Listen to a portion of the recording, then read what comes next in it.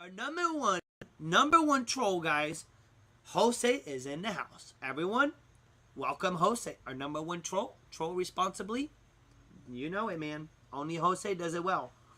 I'm still stuck on that thing about Jose JG Gonzalez being a wanker. No, that's not trolling, Jose. But Jose, you seem to be talking through me a lot. So this is about the character, Jose. This is not about the argument. That's my problem with Jose, is that he's saying just straight up BS. He's just trolling. Yeah, he does seem to be trolling, I agree. It's crazy. It's crazy trolling. He's not playing the neutral place. I mean, I'm more neutral than Jose's, put it that way. Jose, you in a mood today, bro? You know what, Jose? I totally agree with you. Yeah, I don't know about Jose. I've got to be honest, Jose. Of the two resident globe heads, you are my favourite. Jose, is responsible trolling okay? I don't know what you mean by this responsible trolling. Oh, no one's got time for that. So, responsible trolling is okay.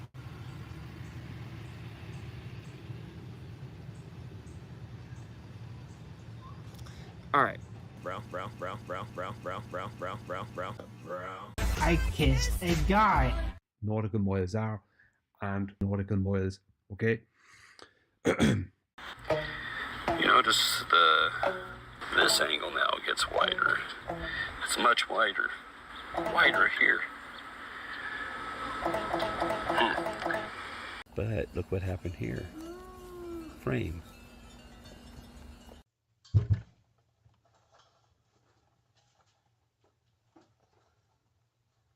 A sextant and a map.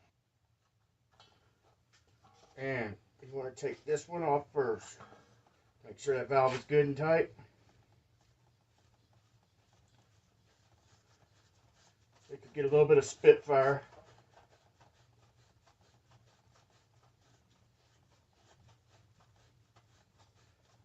Terrestrial refraction. But that's about it.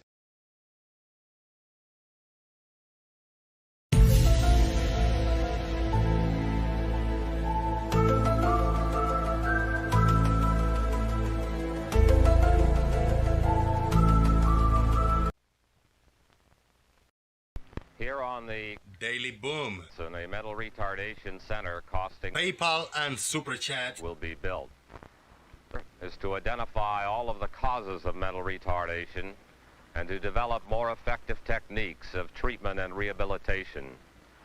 The ability to prevent mental retardation is our ultimate goal. To reach this point, YouTube, Discord, participants, and the federal government have all come a long, long way. Now, many of these flat earthers so severely retarded that it would be difficult, if not impossible, to take care of them at home. So all we can offer them is good care and sympathetic understanding. But there are other flat earther in these institutions who really need not be there. Those are the ones that are classed as trainable or educable, and you'll hear more about them later.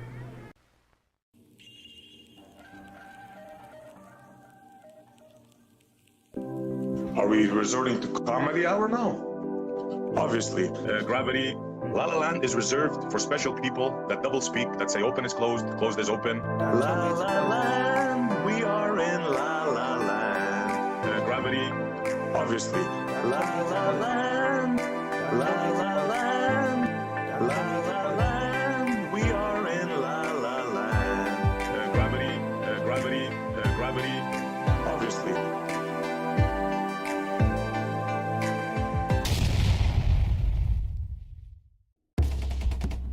Are you ready? Call your mama, call your papa, call your friends. The festivities are about to begin. Boom!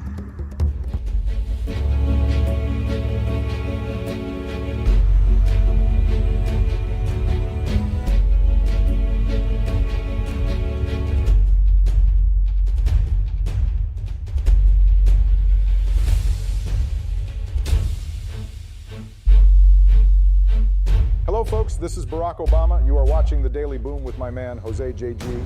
Boom.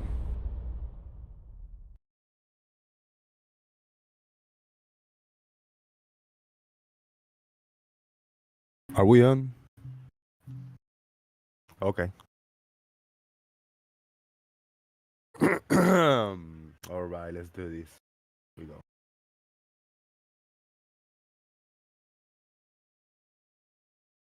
We are. Let's set this up properly.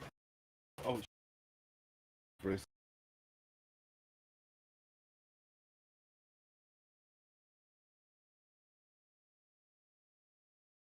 Perfect.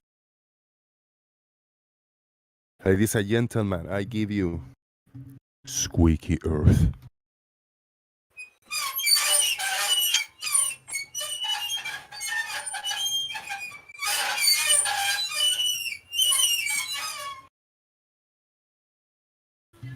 Very nice. Thank you very much for being here, everybody. Hit the like button, 9 of you. If you made it through the intro, if you are here right now, you must hit the like button. Also, join us on Discord. We will be on the Discord server Daily Boom in the YouTube live voice chat. Join us there now.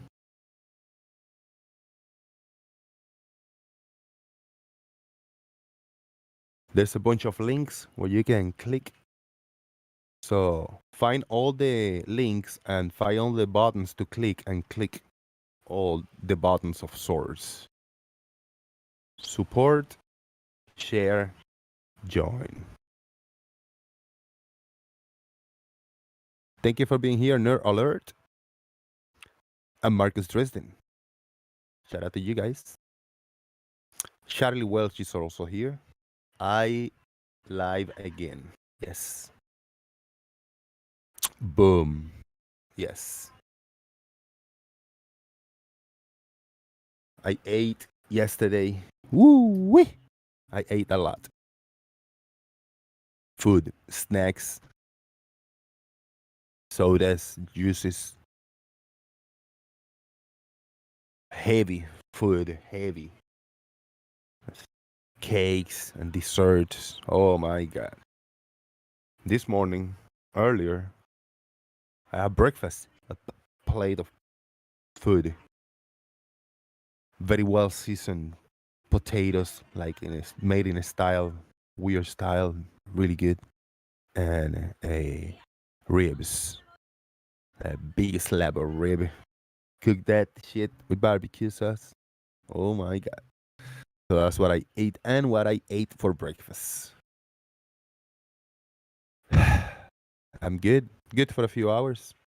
I don't know. I gotta cook me something for later, which I don't know yet because I ate everything from yesterday. I'm gonna share a link for the Discord, Daily Boom. Anybody who would like to join, please do so now. I say now. Okay. There is the link.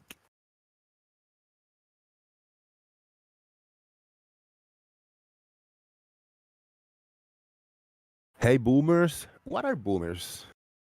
I don't know any of these terms of the age, the boomers and all that kind of shit. I don't understand any of that. Please, somebody come in and do a presentation on what those are and where they come from, and why Jose, why don't I know about it? Why didn't I learn it? How do you learn this stuff? Where do you learn it? I never learned that. Nobody taught me. That wasn't in school. See, you gotta go to college. Is it university? You gotta go to university to know those terms. Come on. I call bullshit to that. What you got? What you gonna learn that in the news, in TV? Well, I guess not. I don't know. I mean, maybe was there a documentary that I missed? A movie? Maybe you need in your workplace at work. So if somebody teach you that at work, that means that the person knows about that subject. So that him or her are gonna teach you that if they didn't learn it from somewhere? Where did they learn it from? Where do you learn? What's boomers generation X? What generation X? I don't know any of that. The dude, millennia. I heard that before. Millennials, all that shit. Baby boomers. What the hell is that? We're baby boomers now. Were born after the soldiers came back from World War II. Baby boom. I don't get. How do you know that information? Where did you learn that? Help me out here. Hey, you know the answer? That was a long and steady no. Do you see him?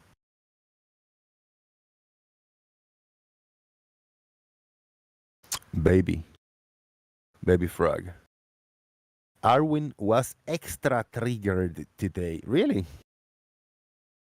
Sherilyn, give me a timestamp. Let's see. Should I believe Marcus Dresden when he say Arwin sucks? I don't know. Maybe he does. Does he? Yes, is the answer. Arwin sucks. He kept saying the moon isn't a sphere because there's no specular highlight on it. That's so easy to understand. Even me, Jose JG, being so illiterate, even I know the answer of that. The moon isn't a sphere because there's no specular highlight on it. Oh my. A specular highlight is what you call a hot spot, right? Floridians call it a hot spot. And that's what you see from those high altitude balloons, sometimes from pictures of Earth from space. And you get the bright spot, which is, I'm pretty sure, all the time over water. That's it. The reflection that the sun makes when seen from far away, there's going to be a reflection type of thing. Bright spot created by the sun, usually over water. Or I guess always over water. And why does the moon don't have that? The moon doesn't have water, bruh. It's a powdery, sand-like, non-reflective surface type of thing, you know? No, I don't gonna say non-reflective. I don't know if that's the term. Remember, I'm illiterate and I mix up some words sometimes. I say just the material with that dust and powder is not gonna create a hot spot like that. It will absorb light, and that light you will see it from far away, but it will not create a specular highlight.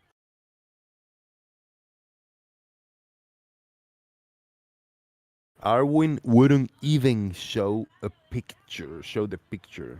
I don't have a picture on hand. I can imagine it, but I don't have a picture on hand. If anybody got a picture, throw it in the Discord and we'll show it from there. We're gonna do that. Moving on. If you have a link to share, if you have a picture, image to share, you throw those in Discord when the show is live, right? Now, if you're in the comment section, the video is up already on YouTube. You say, I didn't see it live. And you listen, you leave a comment in the comment section, and you can leave it. If you got a picture or a link or something, you can share that in the comments. Nothing that will violate the YouTube guidelines and rules, please. Share just normal links. Arwin won't stop with the hologram bullshit, no matter who tells him. Everybody already told Arwin that hologram is bullshit for the moon. Oh, it's not a hologram? What is holographic means? It's related to a hologram, right? And when you push it around, he said, yeah, hologram. So, yeah, moon being a hologram. How about that? We have, I am, for some reason, I got for some reason two groups, two Fat Earth groups on Facebook. I always get notifications, and I never watch them. I never look at them. I never see what's up with that. So we're gonna take a little look over here. Some of those. I'm gonna share my screen so you can see what I see. Or should I say, and you see what I see? All right, we are on. Let's see what we got going on over here.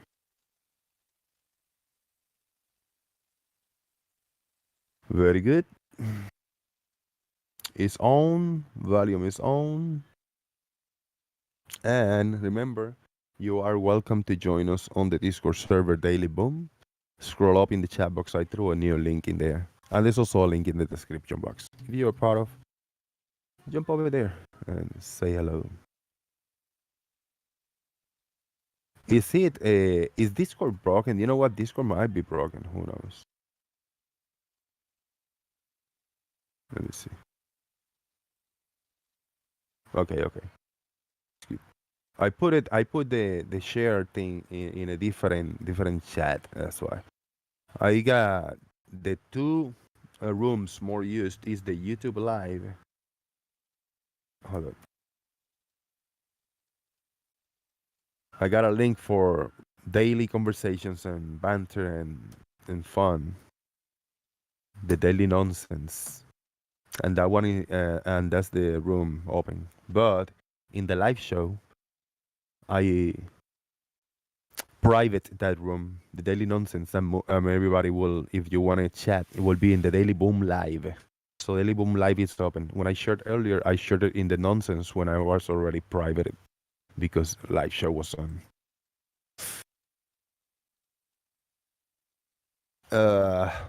Who would want to invest on whose ass? On Arwin's ass? Oh, on the holograms, hologram makers. What do you call hologram makers? All right, we got flutter groups. Flutter groups are on, and we have. All right. Flat Earth, that's the group. I'm joined. And we have. The Earth is not a ball, they say. Level 2021. First Flat Earth documentary by Hibbler Production. Bullshit. Look at that. What I see propaganda.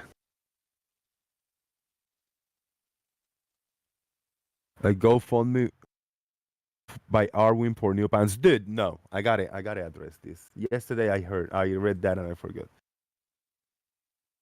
So yesterday I read the comment that Arwin is gonna put a GoFundMe so he can buy new pants. Oh, dude, I cannot. I cannot, man. What's going on over here? This is a grown-up man that's been on YouTube for years that lives not with his parents. He doesn't live in the parents' basement. So a grown man that lives by himself with roommates or whatever cannot afford to buy a pair of pants. That's incredible. Now, there are situations. I mean, somebody that. Oh, I got a phone call. I got to mute.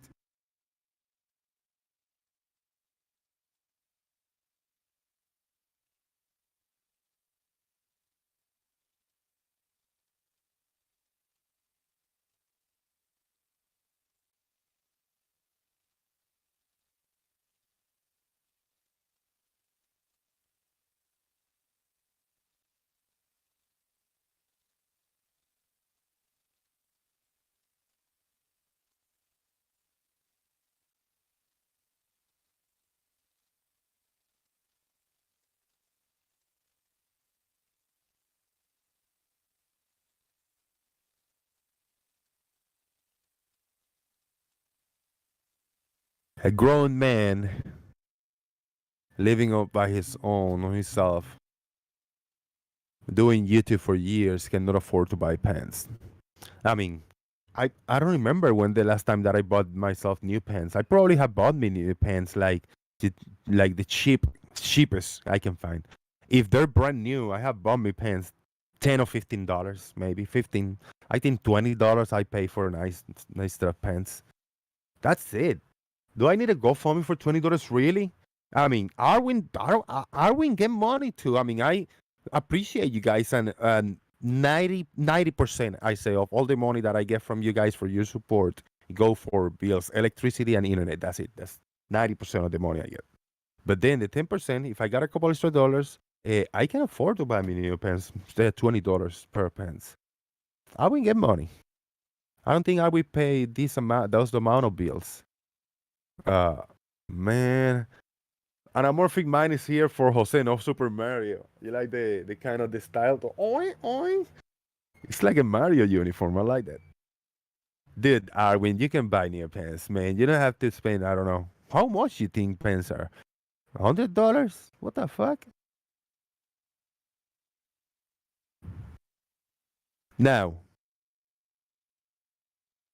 well, I gotta say, maybe he couldn't afford pants because he paid his own electric bill. Well, if I wouldn't pay his own electric bills, he does exactly what I do. I pay my own electric bills. You don't pay for me, Gary. You never give me money, and you don't have any accounts. Even if I get all the money from somebody else, that person is not paying the electric bill. I'm paying it because I'm the one with the account. I'm the one that log in and send the money, right?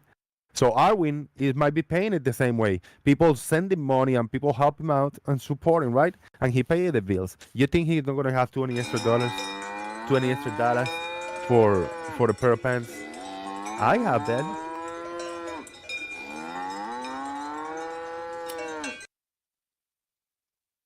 Anamorphic Mind, shout out to you, brother. Thank you very much. Dude, that's crazy. I'm curious, bro. Is that true? Give me a timestamp on that shit. I need to look that up. All right, let me do a search over here. Norwegian. Let's go to his channel. What live stream was that? Was that today? There must be at least a link or something for that. Go for me, right? All right, Alwin, what you got? Let me see. Scroll down. There should be a link. There should be a link for his GoFundMe. All right, don't forget to subscribe. This email. It's not an actual GoFundMe page, right? It's just he's asking people to pay him so he can buy pens. It's not an actual GoFundMe, right?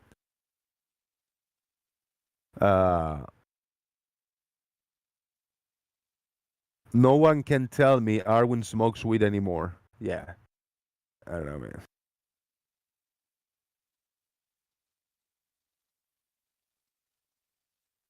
What a character, man. If anybody have a timestamp where he's talking about that, let me know. Guys, come over to the Discord. Don't leave me alone. Come on. I'm in the live room. Help me out and analyze some of this because this some silliness over here. Okay, if you Google search photo satellites in space, all you will see is a catalog of CGI cartoon animations. I call that bullshit. There's a lot of real photographs of satellites. See the ones he posted there. All right, let me Google that. Let me Google satellites. If you Google search photos of satellites in space, I'm gonna Google search that.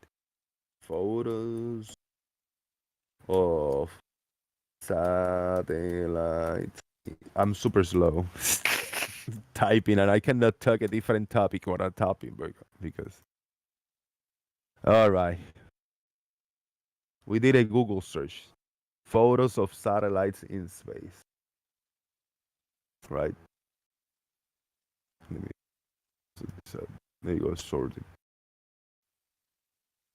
And if we look over here, let's look at the images because he said Google that, right? So I'm not gonna just take this. This is not the only. This isn't the only thing that exists. Let me see. This like these few first ones. Let's see. I want to find real photos of satellites in space for you, flat Earth person.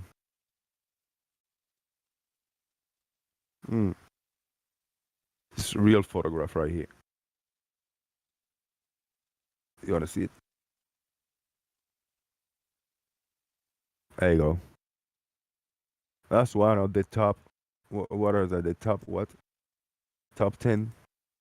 4, 5, 6. This number 6. Yeah, the top. In the top 10, you got a real photograph of satellites, and it's high quality. So solid. That's a big ass satellite, bro.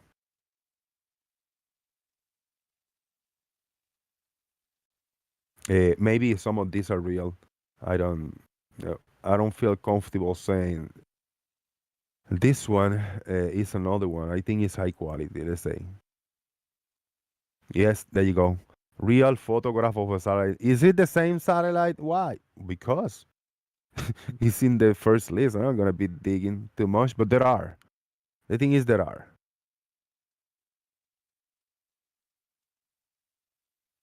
All right, somebody join. I don't have the Discord open. Shout out to Turing Test. Hey, man. What up, brother?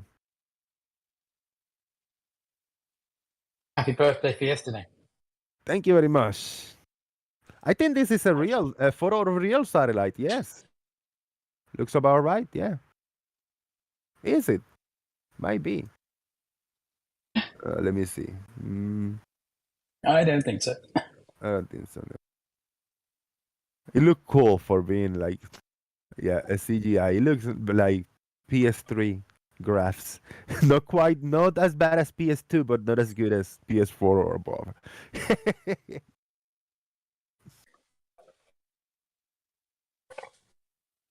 Many shots.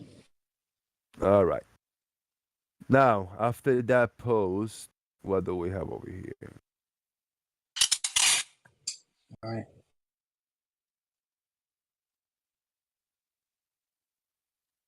Okay, here's a meme, a flat earthers meme. Let's see what this means. Albert Einstein, when you can't prove it an experiment. That's not Einstein had nothing to do with that. When you can't prove it in an experiment. How Einstein say, apparently he say, and I quote, let's see if this is a real quote of him. I have come to believe that the motion of the earth cannot be detected by any optical experiment. Albert Einstein. That seems to be a real quote. Now, he have come to believe that the motion of the earth cannot be detected by any optical experiment. From that the motion of the earth cannot be detected from which reference frame? Is he talking from the surface of the earth? Is he talking from space, right? But let's say from the surface of the earth, right? It cannot be detected by any optical experiment. So we're talking about optical experiments, right? Yeah, we're not talking about a mechanic experiment, right? or another kind of experiment that doesn't require like yeah, you got to see the results, but you're not measuring optically by looking at other objects and bodies and shit like that. Is that what it means? Turing test? I think he basically is saying that the Michelson-Morley optical experiment can't show you the motion of the Earth. There's plenty of other things that can, but sort of indoor experiment using optics doesn't work. Yeah. I remember this was in 1922, so it's been 100 years. It's been 100 years since this statement was made, and the knowledge of science so far is 100 years ago, and the tools that they were using, and the technology they were using back then. Yeah. He didn't have any actual spaceships to think about, did he? Exactly. More advanced, more refined tools, and gadgets that we have today. Yeah. Yeah. Shout out to the meme that is easily understood if you just think about it.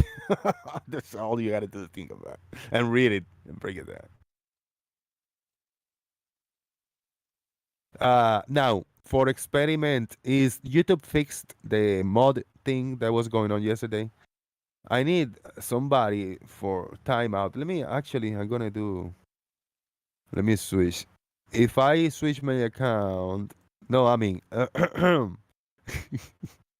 this isn't my account. I mean, let me see who this is.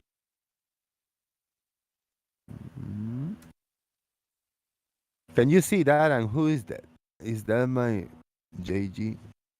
Yeah. Just said you. Yeah, you just posted boom, but you don't have a wrench next to you. Let's see if I can block you or time. No, I can't. Oh yeah, That wouldn't be was. right. Yeah, That wouldn't be right.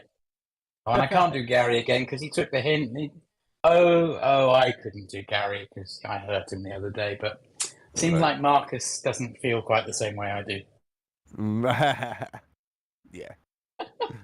Rough. I think I hurt Gary's feelings. Tough love. He blocked me elsewhere on YouTube. Can somebody time out Flip Flop, please, for me?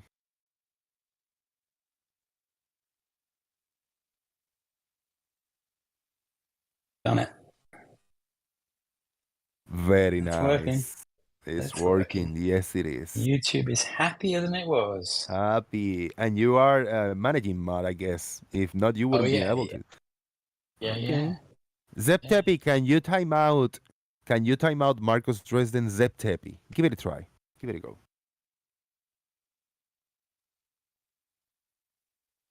Car and farmers in the house?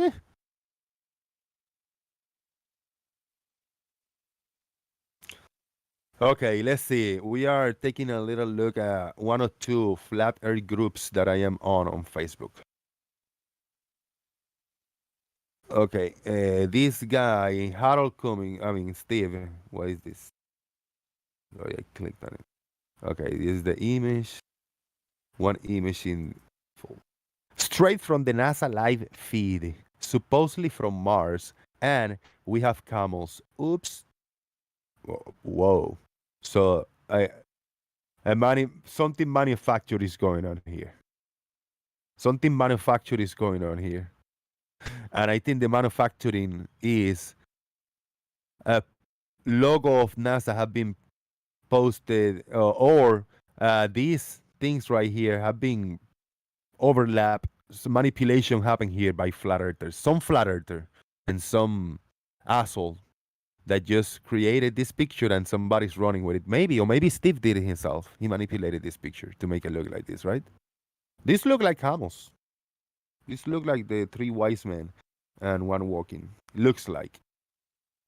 Now, that doesn't mean that it comes from here. Not it means that this is a photo directly from NASA. I don't know any of it. This right now, this blob right here doesn't look like this big square. So somebody just did this. That's funny. I like it. Shout out to the dishonest flat earthers. Wouldn't be the first. Okay, Farmers is back. Let's see, Farmers. Can we hear you now? Yeah, my internet's been playing up. Okay.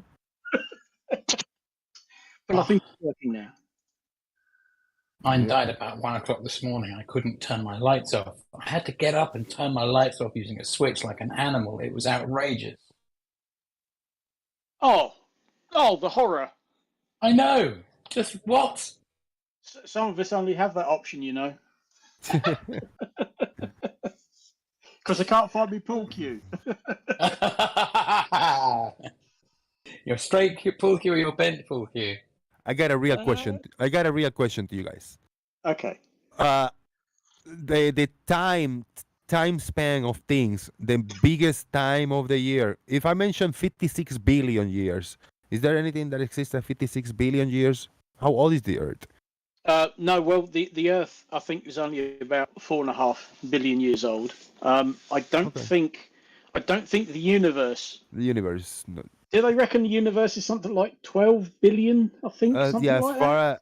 Yeah, that's I've got known by 13 now. and a Yeah. half, but you know, Yeah, whatever. ish. Whatever. Ish. But we don't know of anything that's 56 billion years old. So there's a And flat earther over here mentioning something about 56. This is what we get for 56 billion a year. Oh, I thought a year. I got I confused. presume he's talking about how The much money. NASA costs, and I think this year's budget for NASA is something like 26 billion dollars, something Yeah, like yeah, that. yeah, something. Not 56. No, Okay. it's never been 56 billion dollars. Uh-huh. Imagine what they could do with that. That's a hell of a party. And now this a video clip showing a splashdown from the crew 5 astronauts returned to Earth after a 157-day mission. That's good. Oh yes. Isn't this great? Great footage that we get to see this. Yes, It doesn't matter if it's for. SpaceX capsule, isn't it? It doesn't matter if it's for $1,000 a year or for $100 billion a year. Still, we're getting some. The irony is that they're complaining about how much NASA costs. That's a SpaceX capsule. Yeah, there you go. So NASA didn't even make it.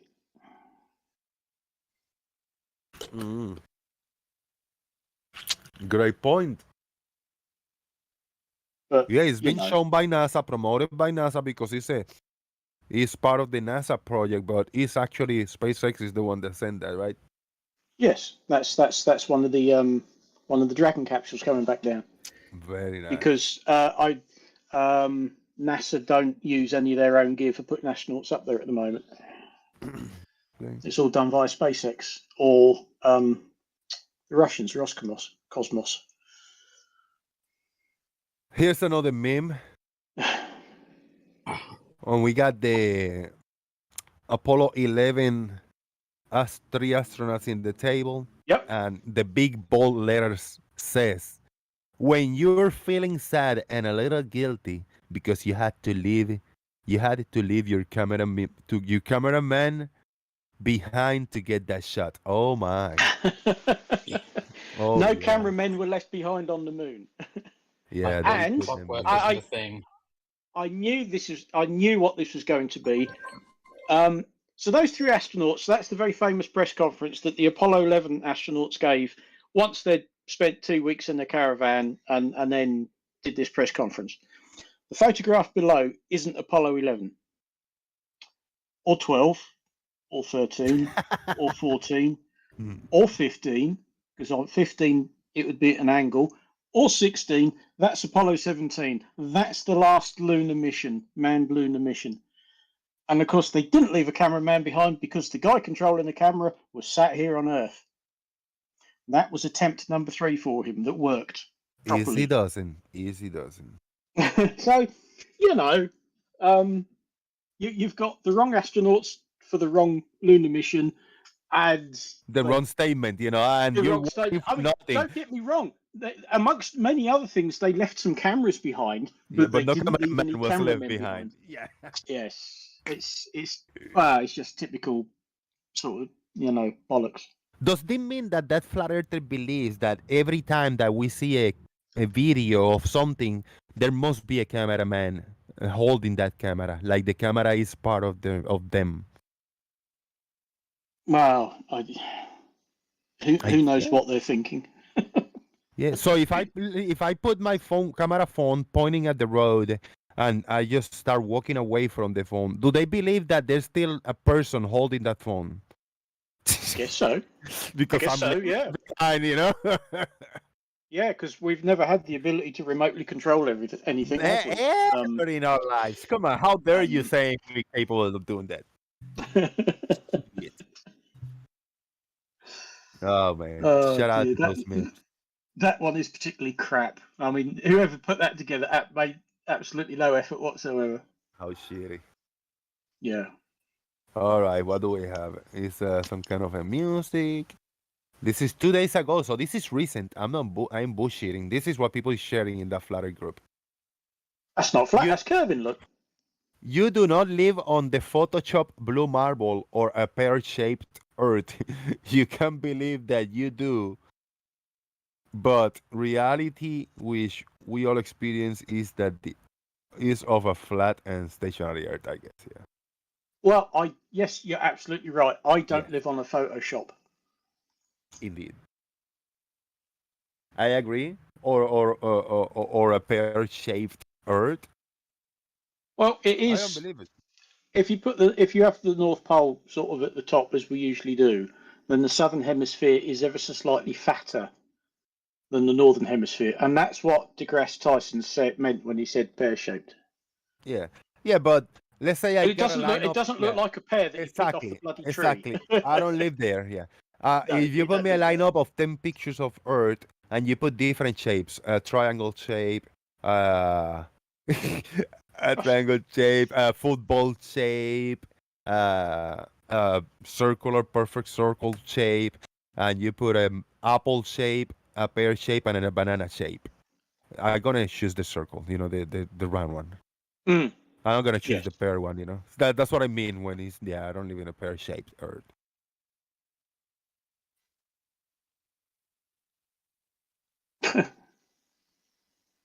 Bless.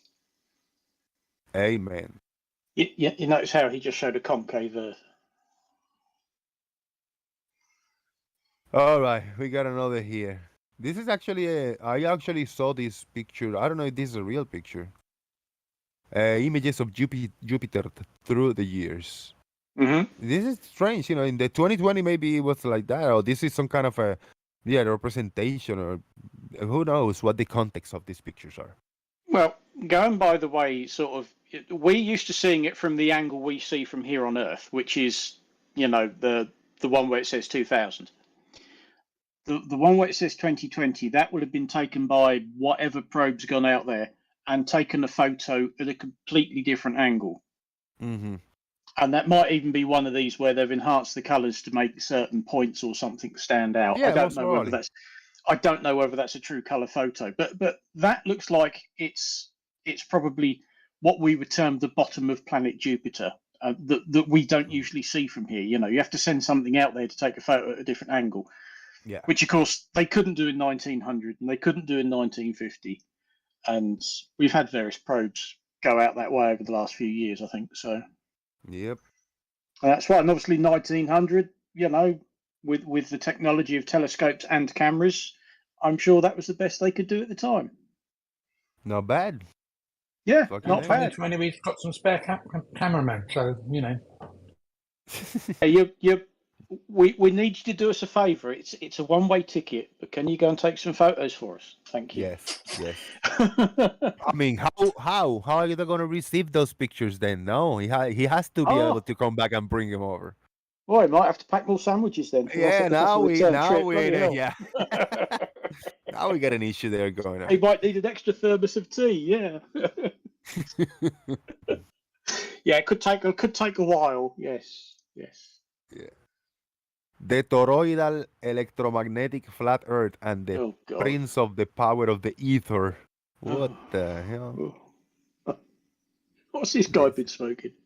Yeah, this is something.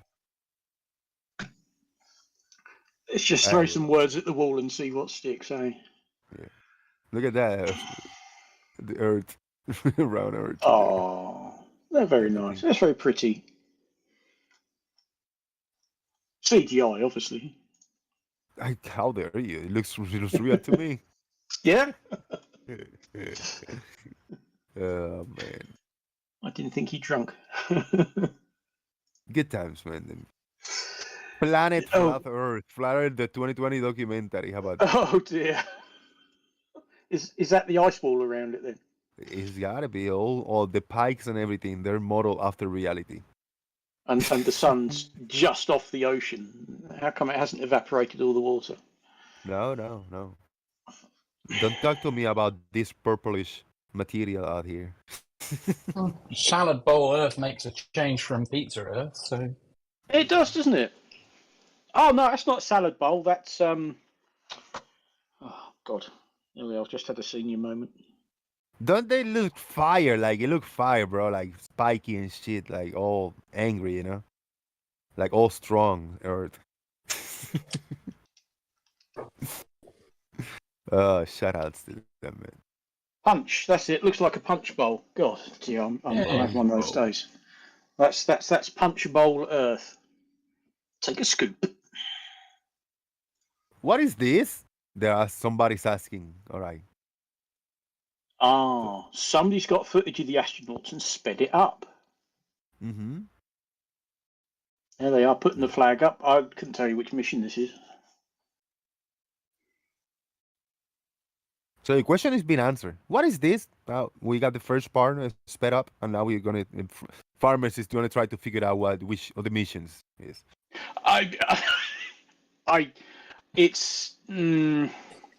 It's going to be one of the last three. I suspect it's going to be. It looks 15, like 16 or 17. it looks like it could be. What if it might be something that is recreated over here now in recent times? You think could be some studio, those little crazy like independent films and shit. I mean, the quality of it is so shockingly poor. Mm.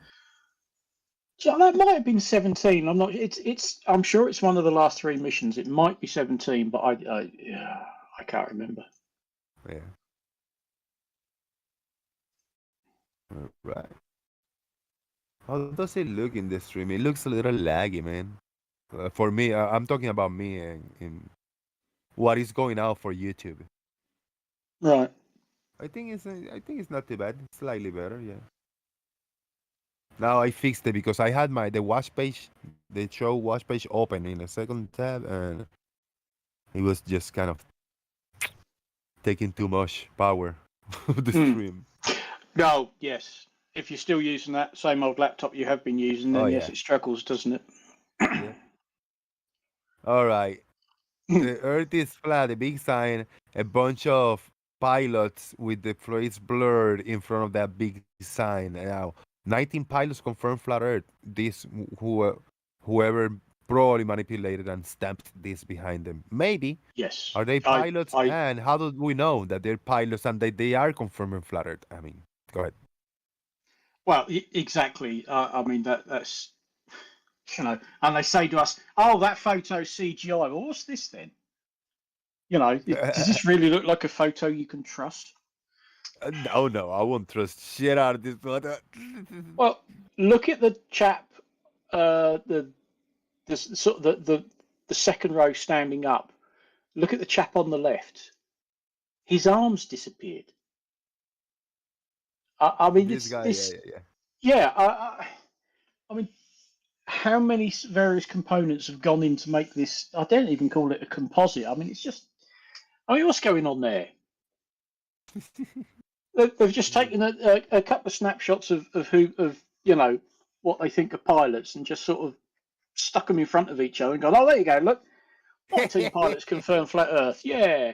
Oh, let's stick a flat Earth banner behind them as well, just to make sure. Well, what a load of shite. What a lot of shite indeed.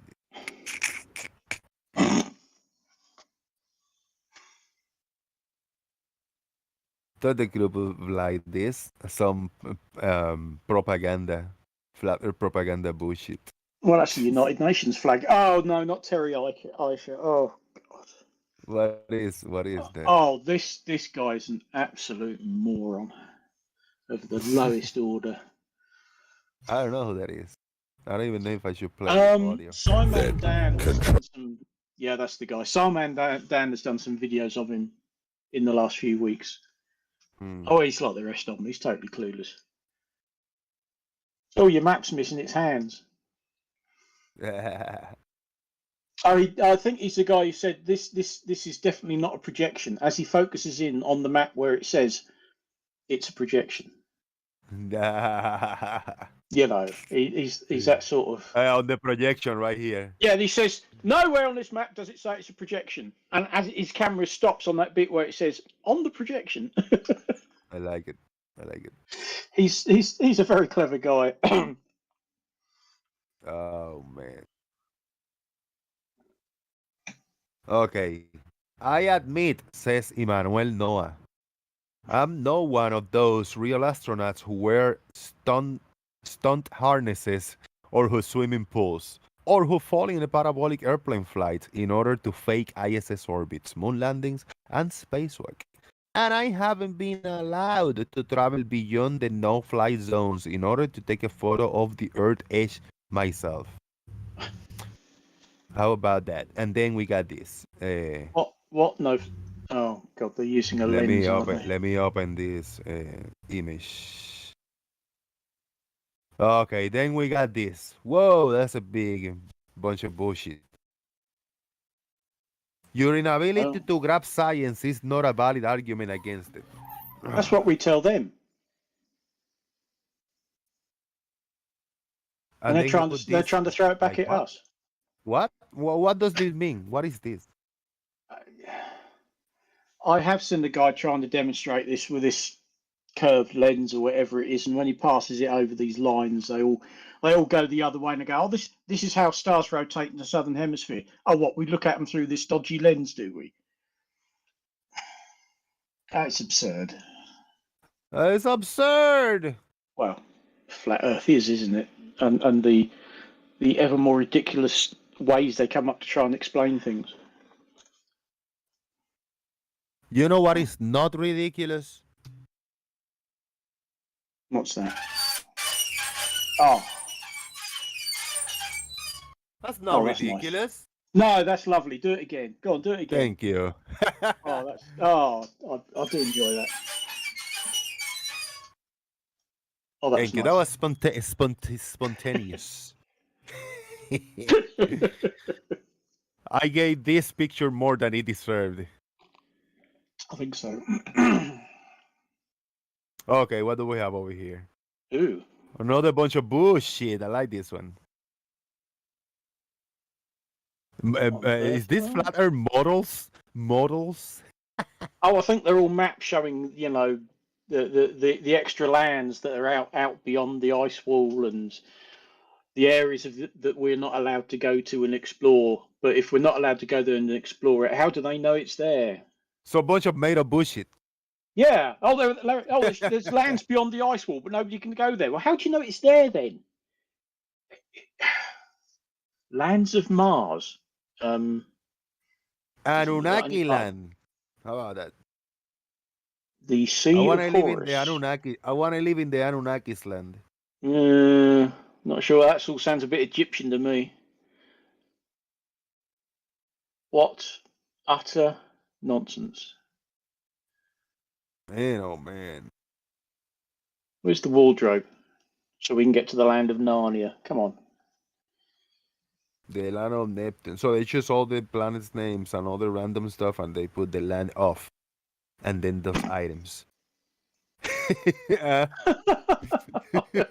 Look, see? I'm not shitting you. Dear. It's like, yeah, whatever. Pegasus. I like Pegasus. Oh man! Shout out to the person, man. They are. That's bizarre. Yeah, they're original. I mean, it's not an original idea, but it's original the way they illustrate it. So it's all right. I give him a pass of being good derp. Yeah, bullshit. Yeah.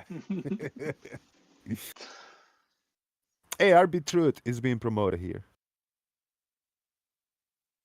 That means they're serious, right?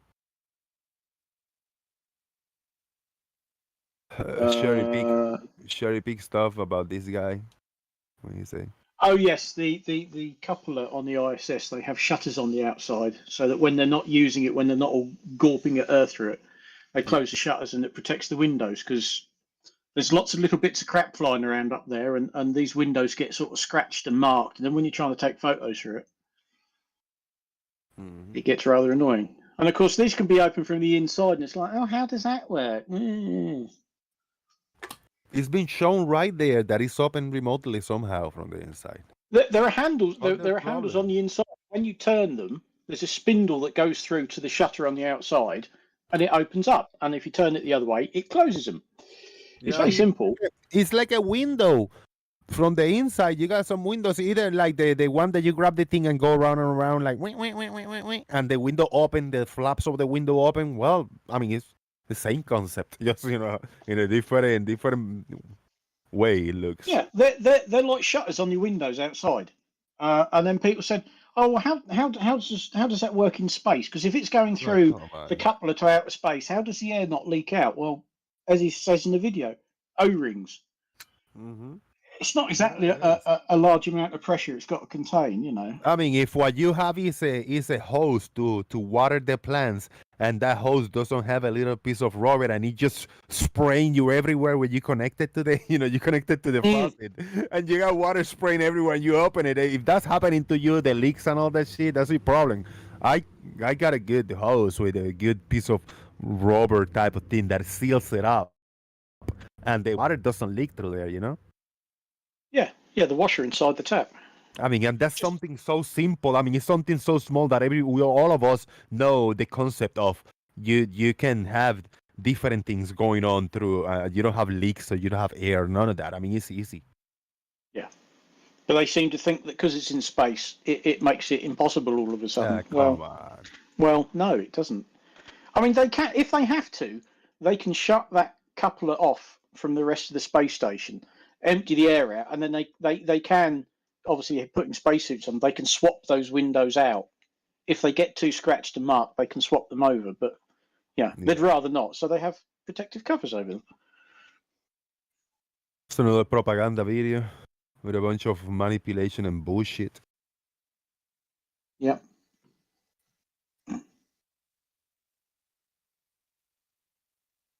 The classic clip from the Way to the Moon. Oh yes, Mr. Sabrell's. Yeah. Well, just a film full of nonsense and bullshit. Yeah. You can see why Buzz Aldrin thumped the guy. You know. Yeah. Shout out to Stingray. I don't know if this is you or different account, but shout out to Stingray. No, it's me. Okay. Good looking out. This is a nice picture, actually. Let me see. This is a real picture. Might be. Is this Japan or some shit like that? I think.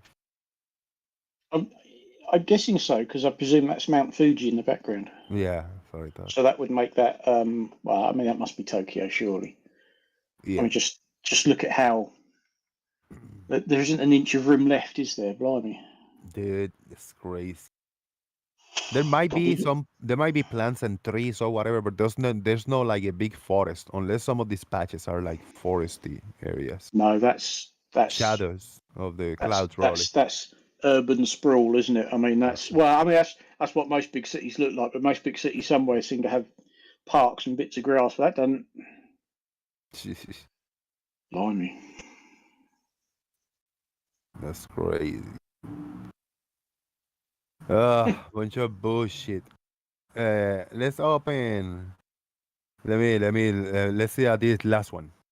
Anyone want to take a crack at how we are able to see Jupiter and Venus in conjunction if the sun is the center of the universe? Whoa. Oh, this is a Glober probably asking. And Jupiter is behind us and Venus is in front of us in proximity to the sun, supposedly? Think about it. The conjunction proves everything revolves around us. Oh, sorry, I take that back. Yes. Well, I mean, first off, he's revealed his true colours by saying, if the sun is the centre of the universe. Mm-hmm. No. Yeah, no, nobody thinks that. You have to think on a slightly smaller scale, like just our solar system. And it is, at the centre, more or less. It's only considered, the center of our solar system, of course. Yes. It's the big dog in there, And we've had several of these conjunctions of the planets over the years, haven't we? Yeah. They just can't think in 3D. They just can't sort of picture the orbits of the planets, and you're going to get something like this every now and then. They'll line up. I mean, I saw that the other week. And had I gone out at stupid o'clock in the morning, I'd have had the moon. What was it? Moon, Jupiter, and Mars all in the same shot. But would you like to bounce that question back at them? How can you articulate this question back to flat earthers, farmers? About this conjunction of the planets. Blimey. Well, yeah. How does anything like this work on a flat Earth? It explained the motion of the sun, the moon, and the planets if the Earth was flat and stationary. I've never explained anything. Well, I know, but they always say, it's these objects are moving around us. But they all appear to be moving around us at the same speed of rotation, even though some things are obviously close to us and some things are further away, which means if they're the things that are moving, the ones that are further away have to be moving faster than the ones that are closer to us. But Stingray, how? do you think that's a easy question to answer? How anything works in relation to the sun and the moon and the planets?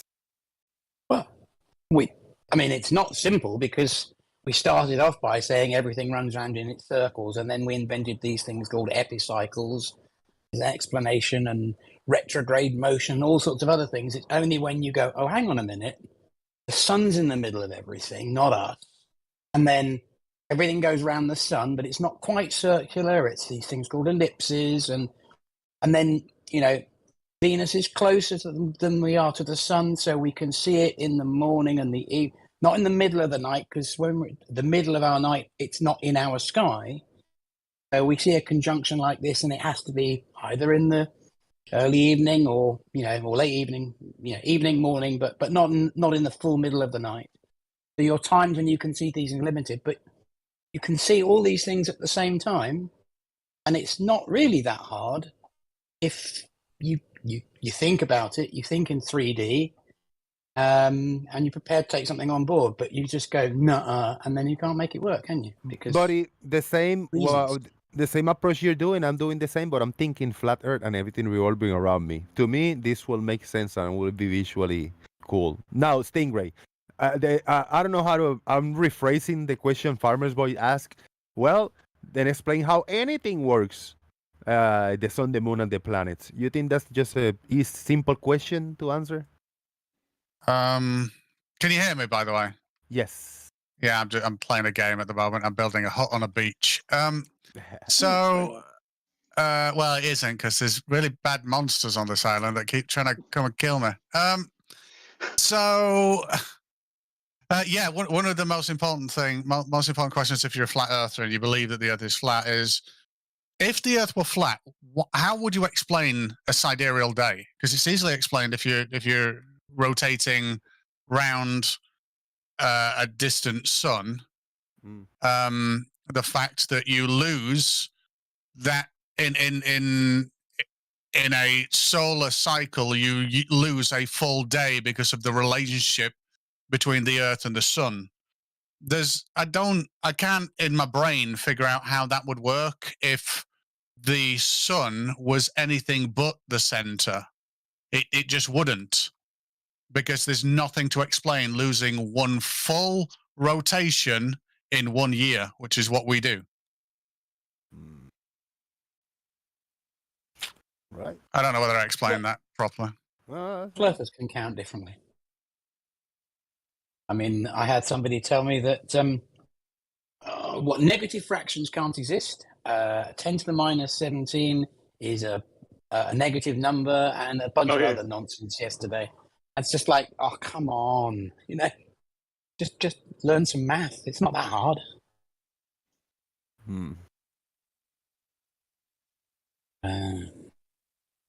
Oh my, this picture, hell yeah! Never open this one. You're not looking at the screen, Stingray. Nope, still building my little cabin. Because they put a graph over here with some bullshit, with some coins and a table, and they put like little like perspective lines and stuff. Yes. So the coin intersects the ocean, so the sun intersects the water. I get that now. Okay. Yeah, goes but beneath the water. Don't forget, you have to dig a hole and stand in it so your eyes are slightly below the level of the ground, which is what is showing in left middle, where it says sky ground, and the camera's obviously below the level, the top of the table. But what if this guy edited the picture and then he put it centered? Even though he recorded it with the camera below this line, maybe he just edited so it looks in the center. That fixes every issue. No. I think, Jose, you ought to stop talking to a certain type of flat earther and only talk to kind of higher educated professional flat earthers and get them to come on and wait, no, there are none. Yeah, okay, yeah, I get it. Yeah. What are them? Okay, Brian will do then. Oh man, that's good shit. Professional flat earthers. I don't mean a professional flat earther. I mean someone who believes the Earth is flat that has some kind of professional career that would require critical thought and aptitude. Yeah. Best of luck. I know. It's a stretch. All right, I'm sorry. I thought I had two different groups, and I guess it's the same group with two different names. It's the same. I don't know, stuff in the group. Exactly the same stuff. It is. It's just the usual old nonsense, isn't it? Okay, we got a barrage of flat Earth models over here. Oh, flat Earth. No, this is the truth hidden in plain sight. Google puts these little images and little icons that they create for different seasons and times, and they grab a bunch of those Google things, and Google knows the Earth is flat because of they showing like a domed Earth type of graph. Do you know, I just opened up Google and typed in "Is Earth flat?" Guess what it said? No. No, the Earth is roughly a sphere. Roughly, that means they're not committing either way, farmers. You gotta cling on to something here. Well, they didn't say a perfect sphere because it isn't. There you go. Closely followed by why some people believe the Earth is flat, fighting flat Earth theory, flat Earth is what they believe and why, etc., etc. Yeah. All right, we got in a spacewalk coming back. One of the astronauts grabbing this floppy thing that covers the outside of the door. There you go. And I guess farmers, where do you think they're going with this? I know exactly where they're going with this. You know they're going with this. I know exactly where they're going with this because so many of them have, and Leo did recently. They're saying, "Oh, come on, that can't be the airlock door. It's too flimsy." You're absolutely right. It's not the airlock door. It's a protective cover. But you have to close the cover first before you can get in further and then close the airlock door, which is quite a substantial bit of metal. It's quite a chunky looking hatch. Whereas that is just a protective cover. Because, like I said, there's lots of little bits of crap flying around at high speed up there, and I think it's also thermal cover as well. I like it. It's like a toilet thing. Looking. Yeah, and I think Leo within the last week or two, good old Adam sort of said, "Oh, come on, this isn't an airlock hatch." You're right, it's not. Yeah. Nobody said it was, except you idiots. Exactly. That's the beauty of it, man. Oh, there's a video. One of the female astronauts, she's having the right time with this because it's from her helmet camera, and she's really struggling and fucking about with it, and eventually, she gets it. Oh yeah, great job. Because nobody wants to say, "Come on, missus, what are you doing?" Yeah. It did look a bit awkward, I have to say. Yeah. Oh, let me unmute Larry now. He's back. Yes, please. Thank you. Go. Yeah. All right. Japan discovers 7,000 new unknown islands after fresh survey. Now, this image right here, I don't think it's one of the new islands discovered, or is it? Oh, I don't know. That looks quite big. It does. To be undiscovered so far, yeah. It looks quite big. There's also developed. There's man-made buildings on that island. Yes. No. I strongly suspect that these islands that they've found aren't very big. Shout out to Larry. Larry, you want a mic?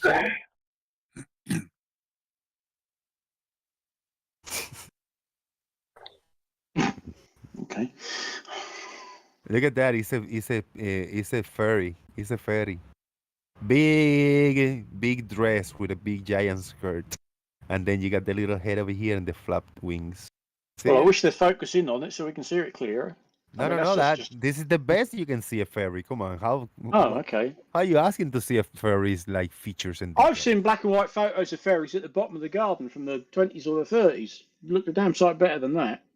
And yes, obviously they were Oh man, cardboard cutouts, but you know. you're looking through the atmosphere to see a I fairy. think it's embarrassing Conan Doyle fell for those. I know. When I read all about that, I thought, really, come on, all those Oh, books you come on. wrote, and you fell for that. I know, it's amazing.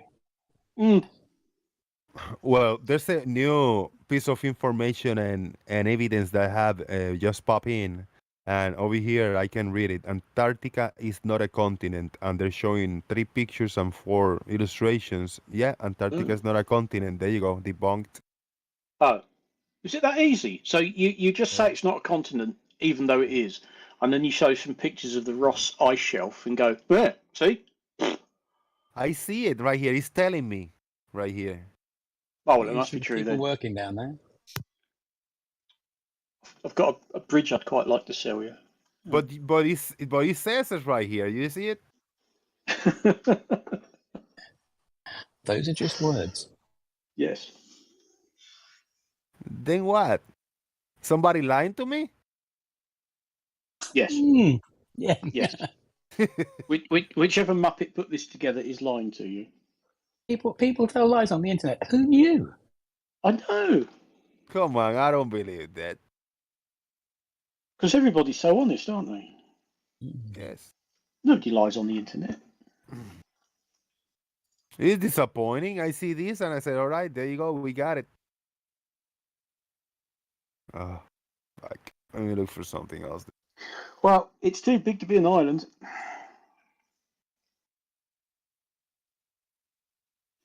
I don't even know what that meant. Yeah. Uh-oh. Here we go. Train tracks. Ah, here we go. This is great. Hold on. Not like that. Let me open this. I think it's different images. Okay. We have a train track over here. Right? And we see the perspective. And we see it is really big over here and thinner and it just ends somewhere. Yep, that We looks got very clean this- and new. Yeah, this right here, very nice. These steps, this little sidewalk look really big over here. And then you see it less and less and smaller until you barely didn't see it, right? Shout out to perspective. And now we got a sun. We got what appears to be a graph of how the sun works. And actually, they did well because in perspective, we see it right here. We see a bigger sun. If it was closer, it was a little bigger, right? Big, and then it's starting to get smaller and smaller and smaller until you can barely see it. We don't see that. No, We the don't sun see that doesn't. in reality. The sun doesn't get smaller and smaller, and then when it rises, it doesn't get bigger and bigger. But other than that, yeah. Man. Actually, this is weird because you got like 2 exact size, and then you got a very small size, then you got a slightly bigger size, then you got a very tiny size over here. But I give it the benefit of the doubt that the person who did this wasn't the best. But we get the idea that the closer it is, the bigger it looks. They And the further tried. away, the smaller. Yeah. They tried, bless them. Oh well. I like this. Oh, it's perspective. Yeah. So perspective, you see how perspective works? Things look way bigger the closer they are from you, and very small at the further away they go. You know, I bet that tunnel's got some great acoustics. If you took a lump hammer and hit one of those rails, you'd hear that, and probably the echo would come back on you. Beautiful. I bet if I'm a mile away in the other end of this tunnel, and you yell at me, "Boom!" I can hear it like 3 seconds later. I hear boom. The other end of the tunnel. Yeah. Beautiful, man. Well, that's not one of the tube tunnels over here in London because I don't think there's a bit that straight that long. They go all over the bloody place. Same memes. Some of the same memes. I want to find a funny one. I want to find one that it proves reality. Oh, there you go. We got it. Antarctic, the ice wall. There you go. How about this evidence? That's the Ross ice shelf, I suspect. That's usually the one they show because it's a dirty, great big lump of ice and snow. Oh, look, there's the ice wall. No, that's just an ice shelf. Oh man. That's just one very small bit of Antarctica, I'm afraid. But this is known since 2018, flat Earth. Oh well. What? So in 2017, No, we didn't it know wasn't that. a flat Earth. We didn't know that back then. We haven't gotten the picture back then yet. That's bizarre. Oh, quick! Ask a pilot. Is it flat? Yeah, of course it is. Now piss off. Harassing pilots. I like that.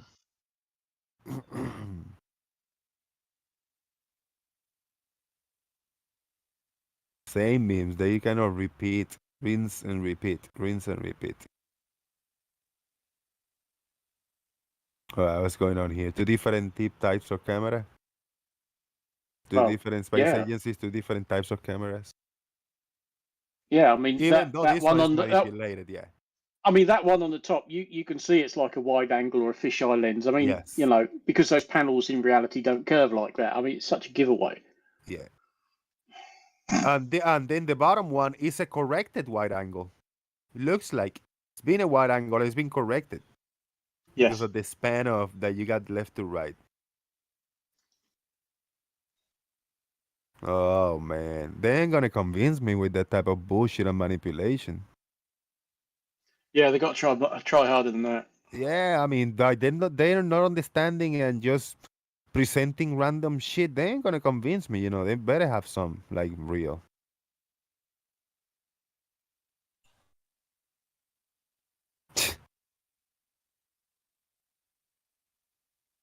What is this? What is this? Christ knows. Just well, yeah, whatever. The moon is a mirror of Earth. Really? How about that? Really? Yeah. Is it really? Right. Okay. Yeah, it is. Show me the continents. Show me the oceans. Show me anything that looks anything like Earth on the moon. Yeah. Let's ask Stanley. Stanley Kubrick tells us a very important secret. And then, because in the same font of letters says the moon is a mirror of Earth, it must be the same thing like this. And then these two images, there's nothing stamped and coordinated and rearranged in a way to lie to me in any ways, you know. Would that possibly be that famous interview with somebody pretending to be Stanley Kubrick, and he quite clearly wasn't? Dude, no. I believe that was Stanley Kubrick the first time I saw him. I'm gonna think only the first time because I believe that was him. I'm gonna think the other second time and researching after I saw that. I'm gonna count on none of that. Just the first time I saw it. Yeah. I never seen Stanley Kubrick before that video. Please get all the way off my back about that. So you guys know how I like to talk about the sailboat races and things. I've actually had them plotted for me on the moon map that they say is a mirror of Earth. Right. And in order for the boat to complete the Vendée or the Golden Globe or any of those major racetracks, they actually have to teleport about 4 or 5 times. So. Damn. Sounds about right. How about this, farmers? That looks like a Joss Lee's animation because he does some wonderful stuff like that. Looks nice. Yeah. Yes, West Side Girl. I have your PayPal yesterday. Thank you very, very much. And I got a PayPal after the show by Earth is Life. Big shout out to Earth is Life and shout out to West Side Girl React. Thank you so much.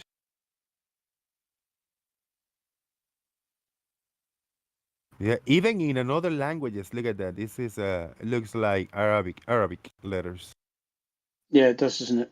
and they got some type of bullshit also over there. Oh dear. Well, of course they have. It's flat Earth. What do you expect? All kinds of bullshit all over the world, all around the world. As the idiot said, you can't have a flat Earth and things making sense.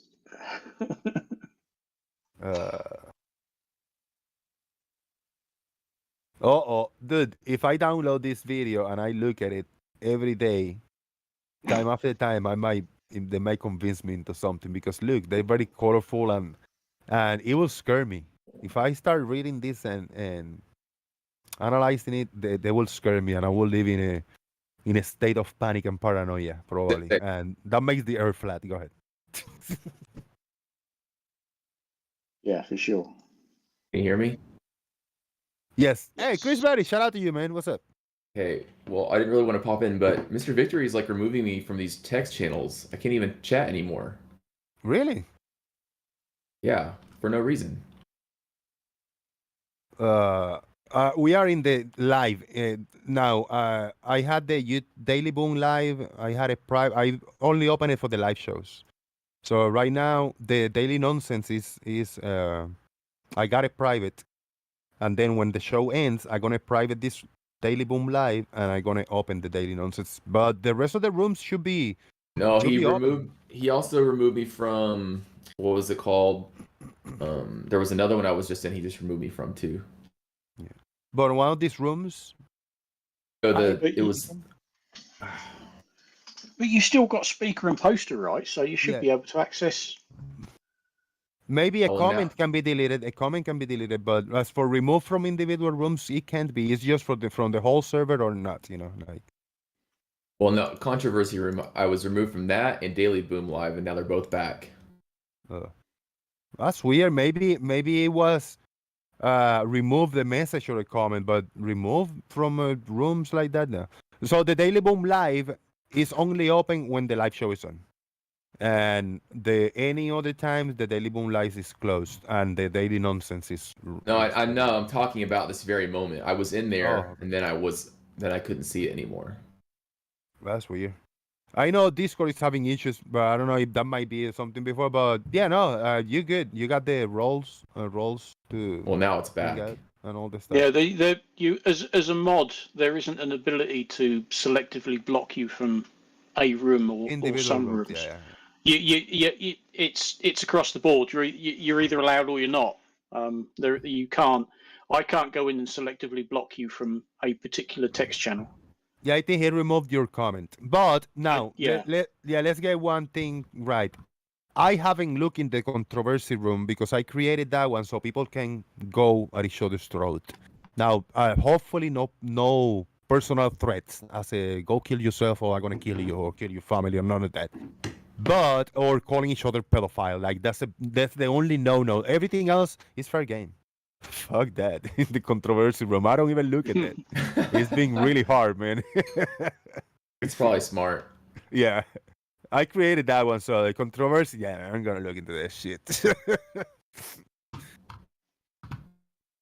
Oh man, I think the first thing that was posted in that room when I created was a girl popping ping pong balls off her pussy or something like that. But I deleted it quickly. I said, you know what? I'm gonna do that because then it's gonna become one of those NSFF whatever, just pornography rooms. So I said no pornography at least. let's move on from that. It was funny though, but I didn't. I think people just ended up using it if they're having a bit of a spat, and it was like, Christ, if you're going to carry on like that, can you go and do it in the controversy room? It was hot. It was really hot, that room, when the COVID bullshit was going on. Like, COVID is fake and it's bullshit, and people is this and that and getting sick, and the vaccines are fuck that. So that was going on, and the politics. The Trump and Biden is a fucking hair sniffer, and Trump is a fucking liar and an asshole and racist. So that shit was going on. The things that I don't talk in the live show. And now I mention it because whatever, it's just as a random comment. But yeah, the topics, like the actual topics and links of misinformation and all that shit, find that in the controversy room, not in the live show. Some people call it misinformation. Some people just call it information. What is the difference, and who determines what is misinformation or what is information? Chris Berry, you want to take that if you're listening? Yeah, well, it's fascinating because Alex Jones for years would talk about his whole website was called InfoWars, right? It's short for Information Wars, and he'd been doing that for decades. So he saw the writing on the wall 20, 30 years ago. He started in the mid 90s. And today it's as bad as it's ever been. So you could say that people who were saying, look, this information war is coming, are losing or possibly have lost. Because you literally can't prove or disprove something any longer. You have not only do you have AI deepfakes that you can both do video and audio, which almost looks, I would say, I'm going to say 95% real. It's not quite 100%, which means you can still kind of tell. But very soon, in the next probably not even year to 2 years, I'll say less than 5 years, they'll have 100% deepfake where you can't even tell if someone was at a location, was saying something, was doing something on video even. So it's very scary to think about. But even before the deepfakes, you couldn't prove or disprove anything. I don't care if it's flat Earth, globe Earth, if it's politics, if it's religion. Like you can have 100% proof or whatever you want to say, 99.9% proof, and there will always be someone who says no, that's not true, and here's why. And they'll have some, like you're showing, they'll have a meme, or they'll say, oh, watch this, go read this book, or look at this statistic, or whatever. So it's actually a really scary time, because what that's led to is it's led to truth like a truth board, like a truth ministry, right? All the stuff you've ever read from 1984 to Brave New World and movies along those same lines has said, look, they're going to come out with a call it a truth board, a truth ministry, right? But what we really know that to be is propaganda. The propaganda coming straight from the mouthpiece of whether it's the government or whoever. And that's the scariest part, is that there's no one to push back. Because if the government says, look, this is the truth. Oh, this, what they're saying over here is different, is disinformation. What we're saying is the truth. That's a very scary time to live, and I believe that's where we are, and it's only going to get worse. Yeah, I mean, like, at least for like example, I use of the misinformation versus information. YouTube, it's a thin line that you walk when you talk about any topic. Any topic. It could be economics, could be politics, could be health, could be controversy, could be entertainment, whatever it is. You're gonna have people in the YouTube and algorithm and whoever is behind it. They're gonna say, no, that's misinformation to any topic whatsoever. Because they determine it. I mean, this is not. I mean, it's their platform, it's their opinion, and their whatever mainstream base they have behind them. It is what it is. We just gotta Well, play their game. it's funny because ironically, it started with Flat Earth. The very first misinformation banner I ever saw was Flat Earth on YouTube. And it's still there to this day. It says, oh, the first sentence is something like, I've seen it so many times, oh, Flat Earth is an archaic, blah, blah, blah.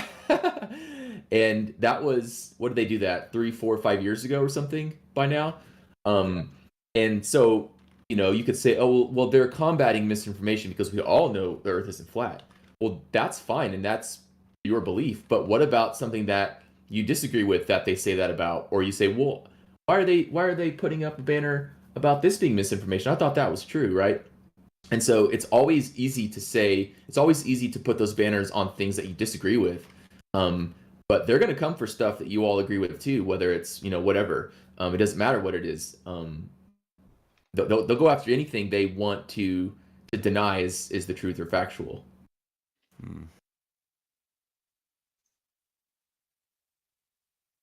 I am happy that I don't watch news because it's a lot of I don't know. I used to enjoy watching news, but I don't know what's in there. The weather. I know about the weather when it starts raining, when it's on me, over me, or when they go to the store and the shelves are getting empty. I say, "What's going on? Oh, there's a hurricane coming. All right, let me look that up." I say, "Yeah, it's no hurricane. They just want to empty the stores. Bullshit. They just want to sell all their bullshit." And I don't know. I just write it.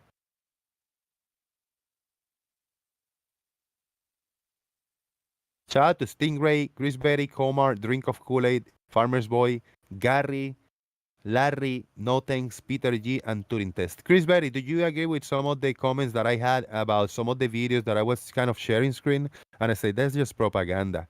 There is a lot of propaganda on Flat Earth. Because there's a lot of people that just kind of copy paste and put a compilation video together with a bunch of memes. I call them memes because it's kind of sayings that people has been saying for years and years.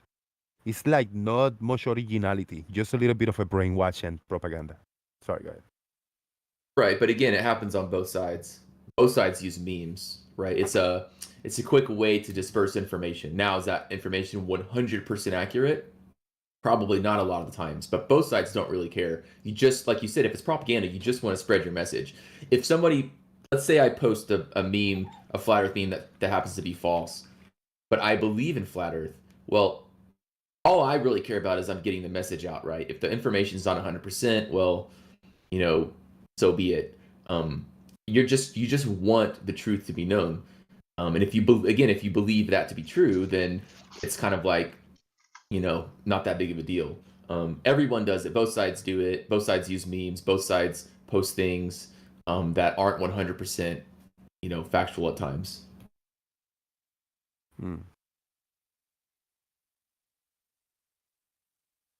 Farmer's Boy, I saw you earlier. Drink of Kool-Aid. Go ahead. I saw you like your microphone pop on, like you want to say something. Go ahead. Chris is here. I don't know. Hang out with us for a few minutes, Chris. We get question. I have a couple minutes. All right, cool. To me, that sounds like the justification behind lying for Jesus or lying for any other religion, where they're going to lie and they're going to tell you all these false things to get you invested. And then once you're already invested, then we can tell you the truth. But if we told you the truth right off the bat, you would never join. I don't know what you're talking about. Could you be any more vague? Yeah, it's a similar process to love bombing that is used by cult indoctrination. He's still lost, Chris. Well, I mean, you started by saying it's the same thing they use to lie about Jesus. What lies about Jesus are they telling you? No. Lying for Jesus. What does that mean? Do you know what love bombing is? No. That's why we lost, man. So, love bombing is where they tell you you're the best and you're special and everybody cares about you, where in reality they don't actually care about you. They don't think you're the best. They just want your ass in the seat and your money in their pocket. Lying for Jesus is along the same lines, where you do things that are morally questionable by your own standards, but you do it with the justification that you'll bring someone else to your faith, and that makes it okay. I think wouldn't it be easier to just specify what flat Earth meme or globe Earth meme is just an outright lie, and then go from there? Sure. The flat Earth meme that the horizon always rises to eye level is an outright lie. Yeah, hold on. No thanks. Chris maybe wanted to answer or I don't know, rebut what Drink say. Kool-Aid say. Oh, well, I mean, basically you're bringing morals into it by saying lying for Jesus. Well, why would you lie for Jesus? You don't need to lie for Jesus. Either you do your own research and you believe in Jesus and what Jesus taught and said, or you don't. Okay. So, I apologize. It seems you're getting hung up on the word Jeebus. What if we switch it? What if I talk about a different cult? What if I talk about I don't know what Jeebus is. Jesus. What if I talk about a different cult and we talk about hooking for the Lord, which was done by the children of God? But what was their outcome? Were they really trying to get people close to Jesus, or was there some selfish benefit on their part? They were trying to get more members of their following so they could have more money and more power. Right. So, like I said, I started out by saying you're bringing morals into it. So they're an immoral group of people. Yep. But some people would try and get you to follow Jesus for moral reasons and not for money or power, right? No. What do you mean no? No, I think everybody who tries to get you to follow Jeebus is doing it for money or power. Well, I'm not. I'm not a Okay. part of any organization or group that is getting money or power. Really? So, if I told you, I'm pretty sure you can guess, I'm not a follower of Jeebus. Well, he said, "Jeebus is Jesus," and it sounded like a Matrix line is coming. What if I told you? I'm in the edge of my seat here, man. Go ahead. Yeah, you tell me how secretly I am You trying to tell get us. money or power. Because would you feel better if I suddenly started praying to Jeebus and following the morals that your book sets down? Would you feel that now our things are in alignment and you're stronger and you have more power in this world? No. Not power is not the right word. You're trying to use some. That's like saying oh, if you helped a homeless person and you felt better about yourself, you have more power. No. You do it because it's the right thing to do. No, you don't though. You do it because Oh. if there's more people and if you get the majority, then you can enact laws forcing everyone to follow your morals and or ideals. But that by definition is an immoral act. So I don't think going to a movie on a Sunday is an immoral act. no, what you just said, Thank God for that. by forcing people to do something you want, you just said you're going way into left field, buddy. You said by enacting laws to force people to believe what you want. That in itself is an immoral act and goes against everything I'm even talking about. That is why people want everyone on their team on following their religion, so that they can enact the laws, so that they have the power and can force everyone to conform to their will.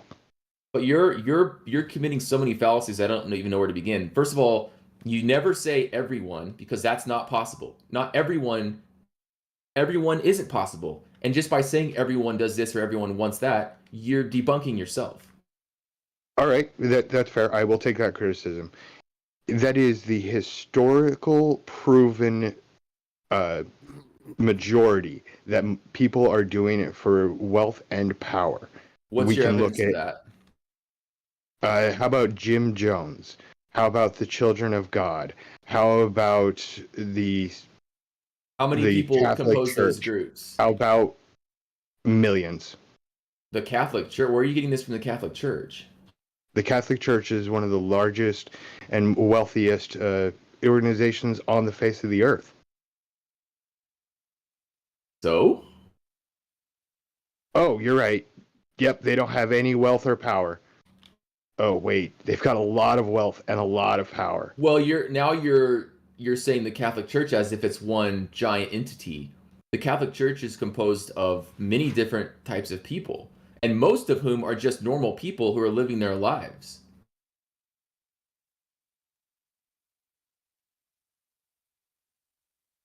So, do you disagree that the Catholic Church has lots of wealth and power? I'm not making that claim. I don't know. You're making that claim. And what do you mean by the Catholic Church? Who composes I'm going to make that? I'm going to make the claim that the Catholic Church has lots of wealth and power. We can demonstrate this by the fact that they own their own country. They have one of the largest banks in the world. I believe they're still one of the largest landowners in Europe. I would have to double check that, but I know they used to be the 5th largest. They do this by getting tithe out of their membership. The 10% you pay goes directly into the church's coffers so that they can do things like buy land and pay their spend and buy a new stupid hat for their God King. Okay. If So- you don't, so like- you're- if you don't like me attacking Christianity, I can show you the exact same thing in Scientology, where they want more members so you can buy more auditing, so David Miscavige can buy a new Hobbit mobile. Right, but again, you're taking a few people who are potentially doing things for an immoral reason and applying it to the whole. No, I'm showing a consistent thing that happens over and over again, whether we're talking about the Catholic Church, whether we're talking about Scientology, whether we're talking about Mormonism, whether we're talking about some sects of Buddhism. They're all very, very similar, and you can show we can show that this pattern repeated throughout history. But what's your point? I still don't get it. That I'd like you to point out, if you could, like, where's the power? So you said they have power, like power over somebody. So how does that translate to power?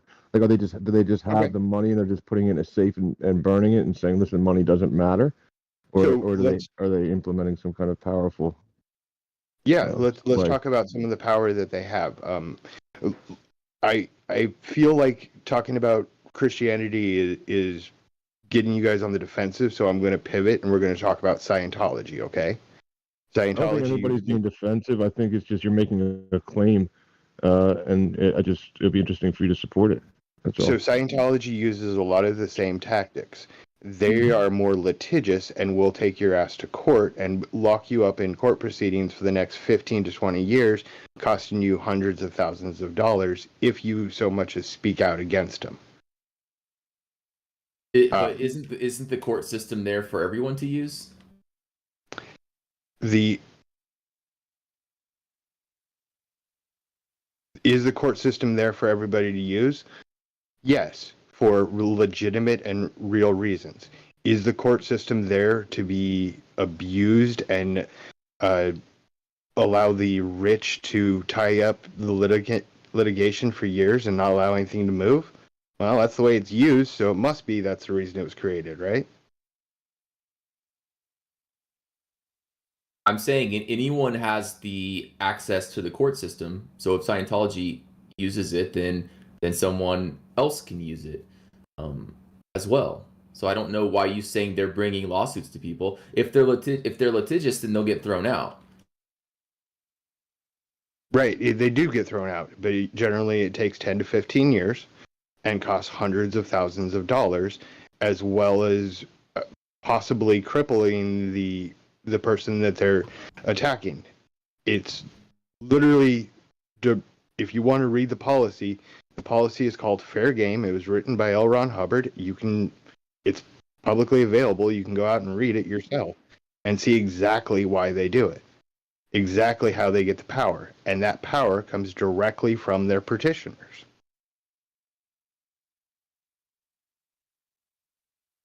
But so what has Scientology done to make you so upset? Like, what laws has Scientology enacted?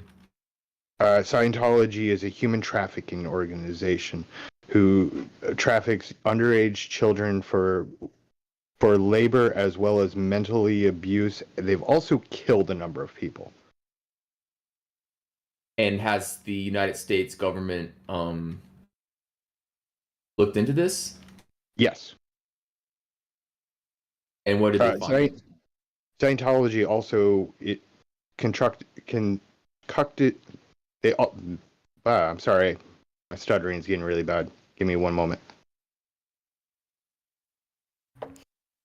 Big shout out to you guys. Like a little improv, because whatever time Chris Berry have a few minutes, hopefully you're having fun to hang out and keep doing this improv one-on-one in whatever random topic came about. Well, I'm just letting the guy talk. He's going all over the place, which is fine. It's hard to stay on one path. But my question to him once he's ready is well, first of all, he didn't like Scientologists using the court system, which everyone has access to.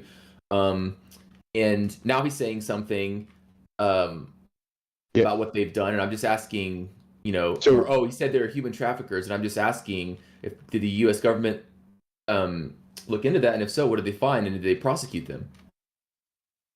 With regards to the human trafficking, there has been cases that have been thrown out for various different reasons. There has been some middle management that have been convicted, and currently the leader of Scientology, David Miscavige, has just been declared served in a human trafficking case in which he is personally indicted.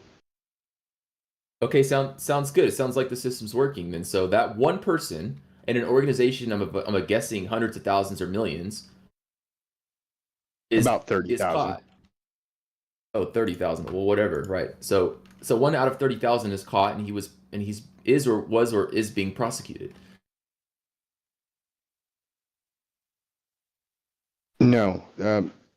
So Scientology also infiltrated the U.S. government and had the largest infiltration of the U.S. government in history, called Operation Snow White.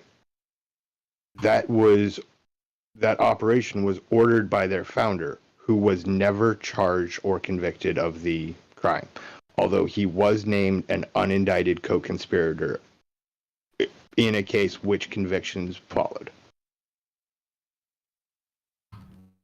And but the point is, they're all using the exact same tactics because they're lying at the beginning in order to get you on their side, just like you're lying about the flat earth memes to get you on their side. Then once you're already in and invested, they can come out and tell you the truth, because at that point, some cost fallacy and all those other psychological tricks kick in.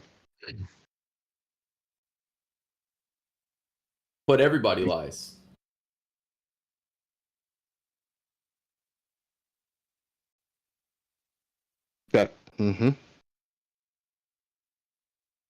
So, how do you square that circle?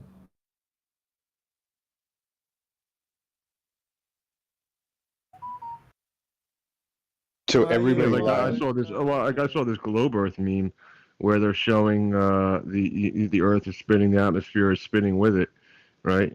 In perfect, perfect synchronization, right next to outer space. Is that true or not true? There's no, and then they show somebody driving in a car and tossing something in the air as an equal comparison. Is that true or? I don't think that comparison is true or fair. A fairer comparison, since the atmosphere is a fluid, would be to spin something like a fish tank, a circular cylindrical fish tank, for a couple of million years. And given the viscosity of the water versus the fluidity of the atmosphere, then drop dye into the water to see if that is actually spinning based on the frictional distribution across that liquid. And you'll find that, yes, it is. So in that one, I don't know if that's so much a lie as an oversimplification, right?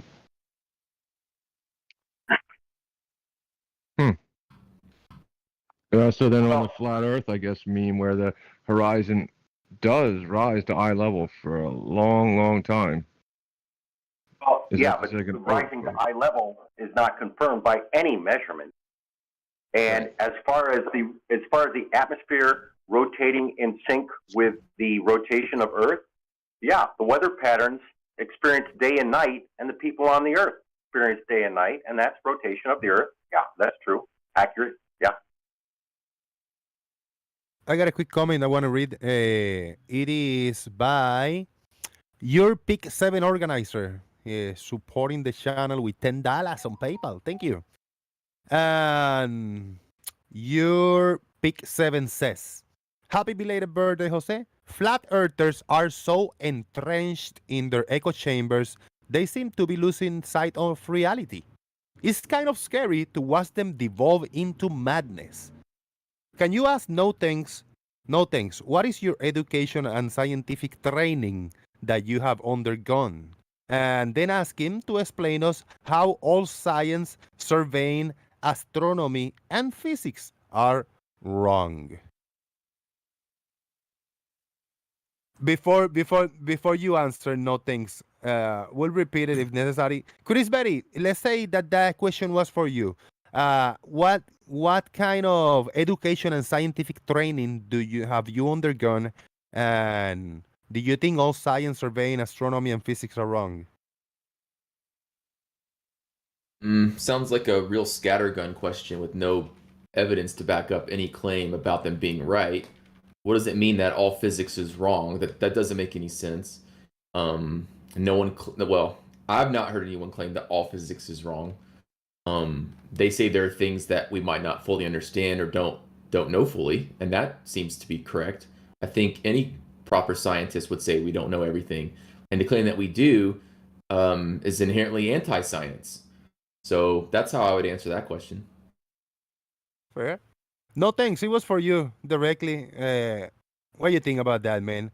That they think that flat earthers are entrenched in their echo chamber and seems to be losing sight of reality. No, I just disagree. There's no, in reality, we don't see Earth curving away from us, but it's just an interpretation of the data. Then you apply it to some kind of a model, and that's the only difference.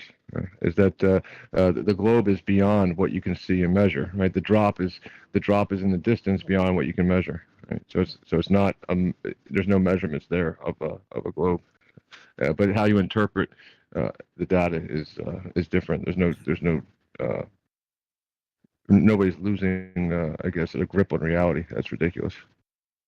Well, to say there's no satellites and no satellite photography, that is a loss of grip of reality. Say the sun doesn't set, and the star trails in the southern hemisphere is some sort of reflection or some bizarro non cause and effect explanation. Yeah, that is bizarro. Can you quantify too far to measure? Can you tell us the limit? How far can we measure?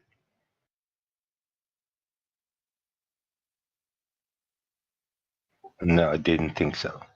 When you say by measure, do you mean with like a measuring tape? I don't know. Just well, like when you see a boat go over the horizon and disappear bottom first, it's what you're not seeing. You're quantifying with a measurement of curvature. What you don't see, you're now interpreting as physical curvature that is falling over. You don't see it, but you can put some math to it and quantify it. Yeah. So can it be measured somehow, one way or another? How will you measure something like that? No thanks. But he said there's not a measurement. Yeah, it's just an interpretation of what you're seeing. Chris, what do you think about that? Well, measuring I don't know about yeah. I don't know about that, but I would like to respond to Larry's comment about lack of reality or whatever. You know, I think any model that has to have a response of that thing isn't actually there, it's just been lifted up over the curve. That sounds like a lack of reality, in my opinion. You're now having to come up with really insane explanations for why we see things that we shouldn't see, and saying that it's just light bending around a curve. That seems insane to me. Well, the refraction of light is much less than the curvature of the refraction of light. Light is much less than the curvature of Earth. So again, I said we do have orbiting satellites, including polar orbiting satellites. To deny satellites orbiting is a loss of reality. To deny sunrise, sunset, and star trails is a loss of reality. When the sun is clearly, we see that it's cut in half as it's setting, and then say, oh, it's not setting, it's just getting too far away to see, but it still remains a half a degree in diameter the whole time. Well, but you just said you said flat earthers deny sunsets and sunrises. That's not true. They have alternate explanations for those things. Well, okay, the alternate explanations are also incoherent and not supported by anything. That's also false. Okay. Justify what is occurring during the disappearance of the sun. So you're telling me you've been in this space for 3 or 4 years now. You've not seen an explanation for the disappearance of the sun? None that work, correct. But see, that answer, your response right there, none that work, is telling me that you are not even willing to listen to the explanation and try to understand what's going I've on. heard it, and then no, I've heard them, and we dissect them, and it doesn't work. The fact that the sun remains its full width as they say it's going away. That's bizarro. And then the day, night, the 24-hour sunlight in the South Pole. Yeah, that's all justifying how sunrise sunsets work. And what has been proposed is a panoply of inconsistencies that have no other support other than just these bizarro statements. But that's your opinion. And a lot of people look at those explanations and a light bulb kicks in and says, wow, why haven't I ever thought of this? Or why haven't I ever been taught this? And it makes a lot more sense in a lot of cases than the globe model. I'd rather believe that I'm looking out at something and seeing that something there than thinking that it's light bending around a curve, which, by the way, has never been proven in nature. I've seen people post videos of using things like what is it, antifreeze or something? I forgot what it is. That's something that has like a negative, like 100-degree temperature to then get something supposedly looming up. I've never seen this happen in nature because the temperature variation between the ground, the air, or the water in the air would never be great enough to get the type of looming effect that you're showing. I've asked people to show me this. It should be happening. According to you guys, it should be happening all over the place. Like, we should see this pretty much every day, all over the place across the world. And I've never seen anyone show me purely natural looming where we know for a fact that something is hidden behind, say, like a hill or whatever, some land object. And then we know later on, oh, from this point before we couldn't see that thing over the hill, but now we can because it's loomed up. That's never happened, and it never will happen because it's not possible. Yes, it is. It's a flat Earth has showed it. Then show me. Post it in the chat, and I'll look at it. I already did once. Oh, you already did once. Yeah, I already did once. I'll do it today again, and I'll remind you next time that I already did it twice.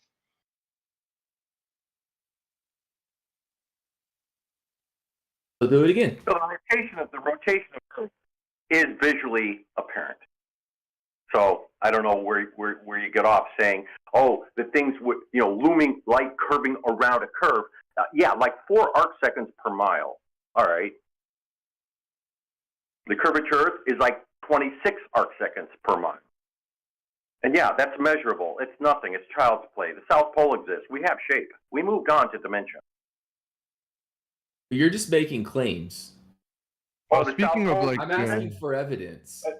Is the South Pole's existence just a claim? Is that what you're saying? No, you're saying, oh, we've proven curvature. We've proven these things. Oh, 4 arc seconds versus 20 arc seconds or whatever you said. That doesn't mean anything. You can say what you want. Okay. You can write down mathematics on a piece of paper. I want to see the proof. Okay. Let's just stick with the physical hard things that don't require math. The South Pole exists. 24-hour sunlight in Antarctica exists. Star trails around Sigma Tentis exist. 24-hour sunlight in Antarctica would comport perfectly with a flat Earth. Then explain how the ice wall is illuminated 24 hours with what, a spotlight sun? Well, first of all, the Antarctic videos I've ever seen, they've all been fake, and they've been proven fakes. Every single one of them. I wasn't talking about videos. I was talking about its physicality. People go there. People work there. It's the Earth at 50 degrees, 60 degrees latitude has been, circumnavigated by ships, many times. We have the flight from, even current events, things that are absolutely so well documented as the plane departing out of Buenos Aires going south, arriving in Darwin, going north, and having made no turns and going across a small portion of the Antarctic continent. One straight, one continuous great circle path, no significant turns, 13 hours of flight, 9,000 miles, departing south, arriving north without making any turns. So one of the most insane things I ever heard, and I can't remember who said this, one of the top prominent Globers, it could have been Rumpus, it could have been whoever, said it was about the motion of the Earth and the spin and about the whole airplane conundrum, which would happen if the Earth was really spinning. They asked if a plane's taking off, going east to west or whatever at, let's say, the equator, would the plane eventually be going backwards with the spin of the Earth? And they said yes. Do you believe that's the case? Well, I don't know. The description there is a little convoluted, but yeah, as a plane takes off and it's flying east, it is flying at a ground speed plus rotation speed of Earth, and it's going west, going at ground speed minus rotation of Earth. Yeah, that's very real. The Etvos effect is actually easily measures that and demonstrates it. But let's not go quite there. So you're saying that the plane would actually be going in reverse? No, it has to do with reference frame. It has to do with the reference frame. So if from the perspective of something not orbiting the center of the Earth, yeah, a plane flying east is going east faster than the plane going west. No, it's just so difficult to deal with a denial of sunrise and sunset in the South Pole that, there's just not much point in going beyond that even. Well, but you're going to things that we really can't prove. We can prove if a plane's flying backwards or not. I've never seen a plane fly backwards in my entire life. It's a matter of reference frame. You're right. It's a matter of reference frame. Absolutely. You didn't think through the maths. Well, this person was saying no. If you're on the Earth and the plane is on the Earth, you would see the plane move backwards until it caught up with the speed of the spin, and then it would go forward or something like that. I forgot the whole explanation. But that's silly because you're on the surface of the Earth. But the plane's not. From an observer not on the surface of the Earth, like the Epic Discover satellite, which is at the L1. Yeah, The plane's not on the surface. Both planes progress from left to right across the field of view from Epic, and the one going east is going faster than the one going west. Are the planes on the surface? No, absolutely not. No, right. No, so you wouldn't see the same. You're not in the same reference frame as the planes, and you wouldn't see the same thing that the planes are seeing. Right? I was pointing out the two reference frames. Yeah. Different reference frames. So you should see the plane moving backwards because you're on the Earth going faster than the plane is moving forward. No. If you're on the Earth, you're not going to see the plane go backwards. No, because it has a ground speed that progresses west at 500 miles an hour, and you have a plane going east that's progressing at 500 miles an hour relative to the ground, and you're on the ground. Yeah, you're not going to see it go backwards. The planes aren't on the ground. I know. Yeah, you're right. Okay, I'm done. This is very easy to explain. The guy that's on the surface of the Earth, their preferred reference frame is from the surface of the Earth. They're not going to observe what the aircraft is doing relative to an inertial frame because they're on the surface of the Earth. They're observing that's their reference frame they're using is the surface of the Earth. Chris, I've got a question for you. If the Earth were rotating at 1 revolution per day at the size that they say it is, and we were on it, would we, while being on the ground, inherit the motion of that rotating Earth if gravity were a thing as well? Yes or no? Yes.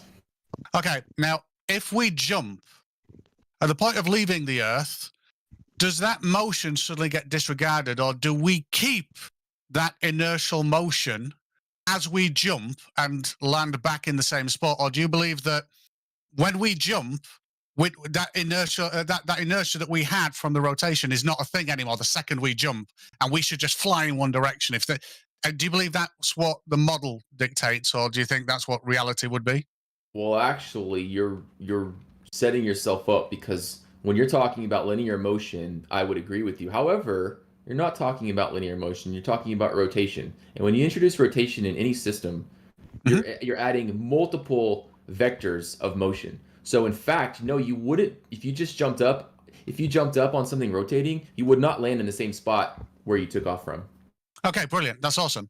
But what about if we added gravity? So a universal downward vector.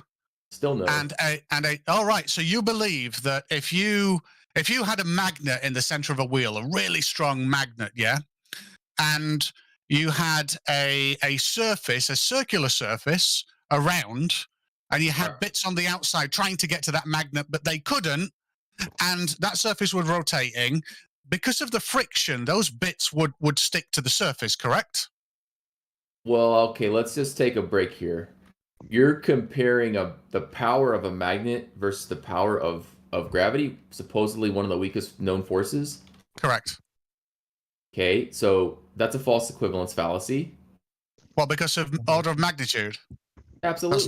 That's not what a false equivalence fallacy is, unless the result would be perturbed by that, and it isn't. Well, we're making it. No, we're making it proportional. Let me ask you this. Show me in reality, in physics, in known physics, show me something that's got something rotating and something lifting off that rotation and landing in the same spot, and I'll believe you. Oh, wait a minute. Before I do that, I'm playing a game at the moment, so I won't really be able to do it. I'm playing Sons of the Forest. Okay. It's pretty cool.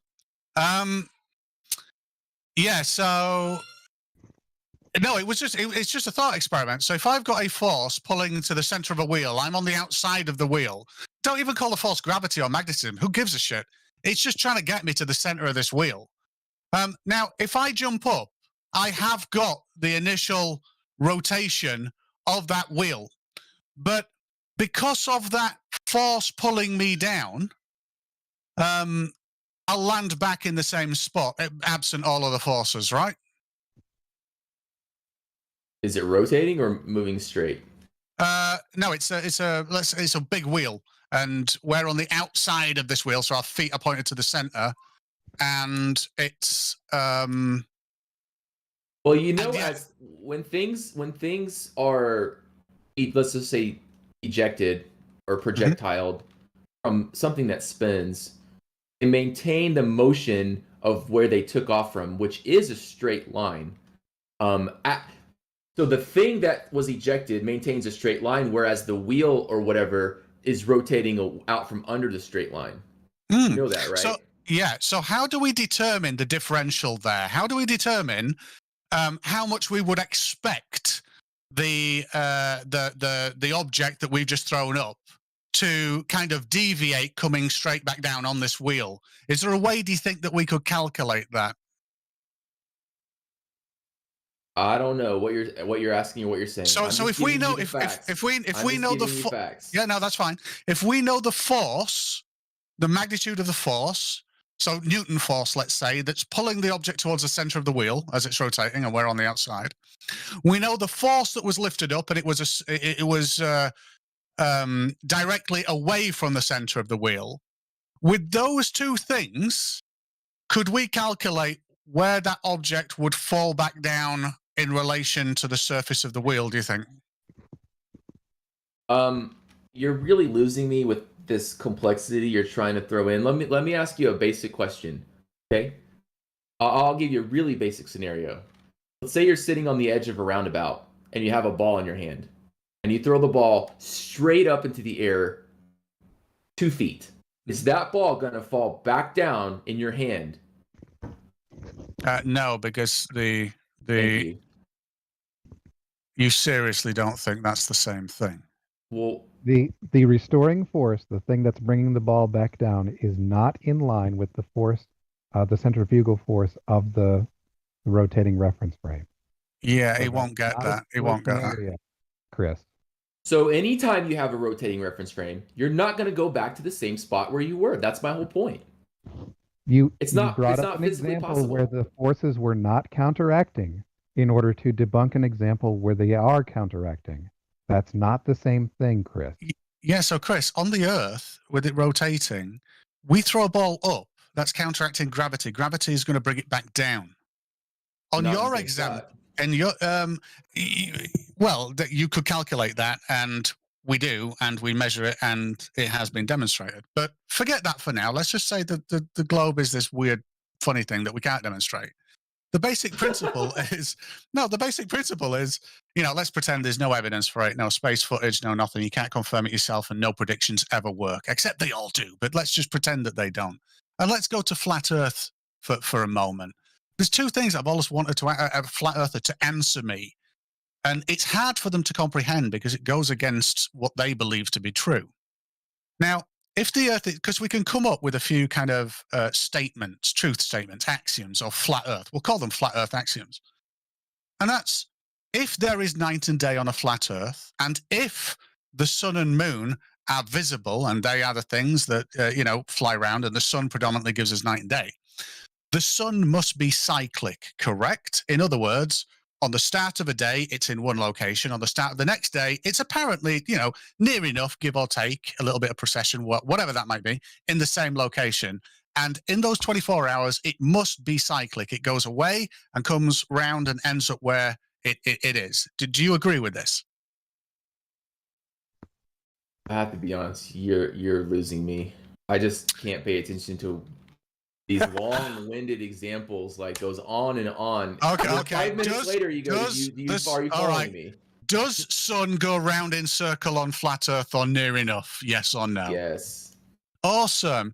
If 12 hours passes, is sun going opposite direction to when it started? Yes or no? Halfway round. Well, I don't know what you mean by opposite direction, but halfway around sounds about right. Yeah, so halfway around, it's if you're looking at the sun from any location on a flat surface, the sun is going. Let's say the sun is coming towards you. Let's say you're in Florida. I don't know where you are. I forgot actually. But let's say you're near the equator, and when the first time you see the sun, it's coming towards you, and we'll call that hour zero of the visibility of the sun. Now, on the 13th hour that you can still see the sun in Florida's summertime, it makes sense that it's over halfway round its cyclic path and should be going the opposite direction to when you saw it. How do you reconcile that truth? What truth? The fact that it's still going to fuck off away from you when it should be going the opposite direction. I don't know what example you're even referring to. Is this something you've modeled out, or is this something you've got like a video of, or? This is just okay. So we both agree that in a 12-hour segment, at hour 0 and hour 12, the sun on a flat surface would be going in opposite directions. No matter where it is, on the other side of the disk or whatever the fuck the shape is, it's going to be going in an opposite direction in relation to the ground, correct? Opposite? What do you mean opposite directions? The sun's going in a circle. A circle, yes, a circle. It can't. On hour 0, it has to go round this circle. So on hour 0, let's say it's going like in one direction, and we draw a line in that direction that it's going. It's going to bend for magical reasons, but fuck it. In that first hour, it's going in a direction. In the 12th hour, that direction that it's going will be completely fucking opposite. Correct? Well, because it's going round a circle. Well, it's always going from east to west, right? Yes. So, right. So it's always going in the same direction. Yeah. And east to west on a flat Earth is a fucking circle, correct? Yeah, I already said that. Awesome. Wicked. Brilliant. So if you can see it on hour 0 and you can see it beyond hour 12, let's say if you're in Florida, for instance, how the fuck is it not going in opposite directions, but it seems to continue in the same damn direction for over 12 hours? And what example do you have to demonstrate this? Real life. You look outside, the sun comes over your head, fucks off in a direction. On the 13th hour, you see it still going away. You're saying, so I can see it at 8 in the morning, and I can see it at, well, sometimes you can see it at 8 at night, I guess, but most of the time you can't. So I don't know what you mean by 12 hours later you can still see it, first of all. Oh, yeah, no, in summer, I think in summer you can see it for up to 13 hours in Florida. If you're on the coast in Florida, you'll see it for 13 hours. Oh, so you're basing this all off something you think is the case. Well, it's not been debunked yet. But you just said, and it's recorded. Florida, so like. Oh no! Yeah. Okay, I don't know. I don't know where you are, but yes, time and day is an accurate depiction of where the fuck the sun is. I can't remember. I think you're a little bit north of Florida. Well, Right? what's the okay? Let me play dumb on answering and ask you how would that ever work on the globe model, right? 50% 50%. You wouldn't be able to see it on a globe either. Oh my god! It is only explained on a globe, Chris. Do you want me to send you the fucking Blender file? You can do this yourself. Well, just tell me. I don't really care to look at it. What's the explanation? You don't care to look at it. Well, explain it. Well, the Earth is... Sorry, go on. I have a comment. I've been waiting to read. Just gonna take me a few seconds. Again, your Pick 7 organizers send another super PayPal donation. Thank you so much. Appreciate it. And he says, and I quote, oh, I got it right. I got the image right here.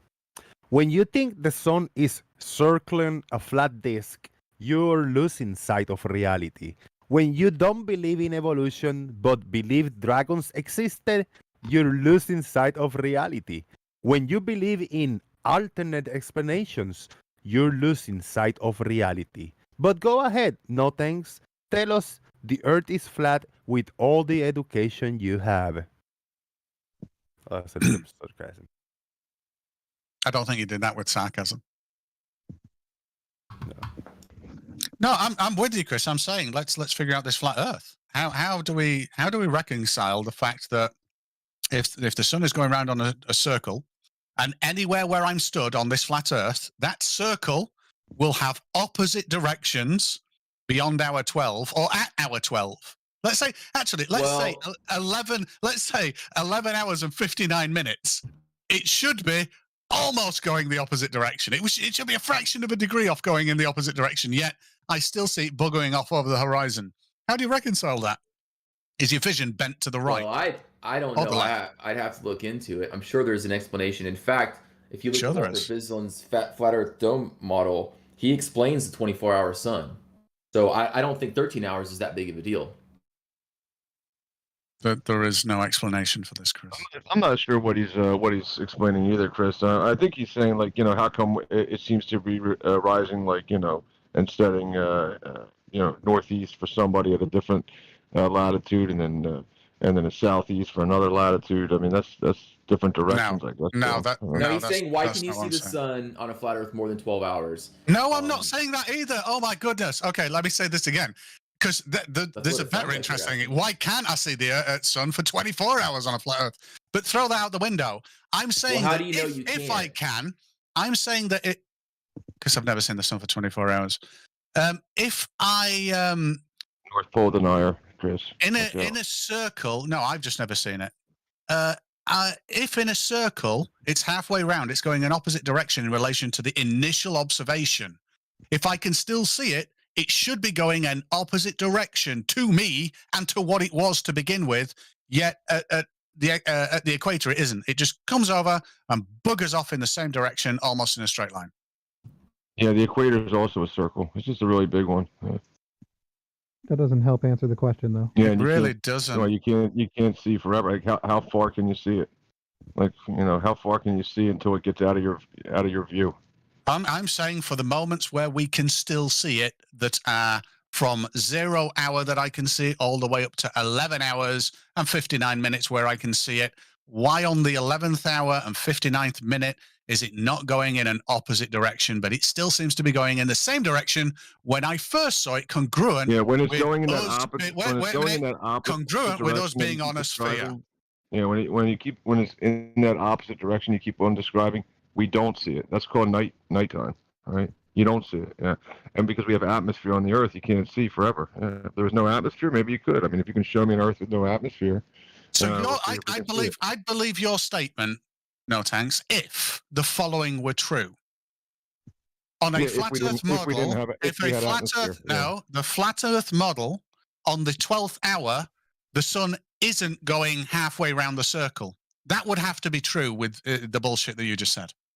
Where you're seeing it, I mean, is where you're seeing it. Yeah, if it's northeast or southeast, or it changes every single day. Yeah, it goes in a circle, measurably so by latitude. Yeah, so that's confirmed. I don't know why you're denying it, but that's confirmed by measurements. So you think? So to the you sun think? from You think different if locations. you think if you can see the sun in like near the equator, a couple of degrees off the equator, if you can see the sun in that band and it comes over your head in a straight line and buggers off, and you can see it for over 12 hours, you accept that as being a reality on a flat Earth.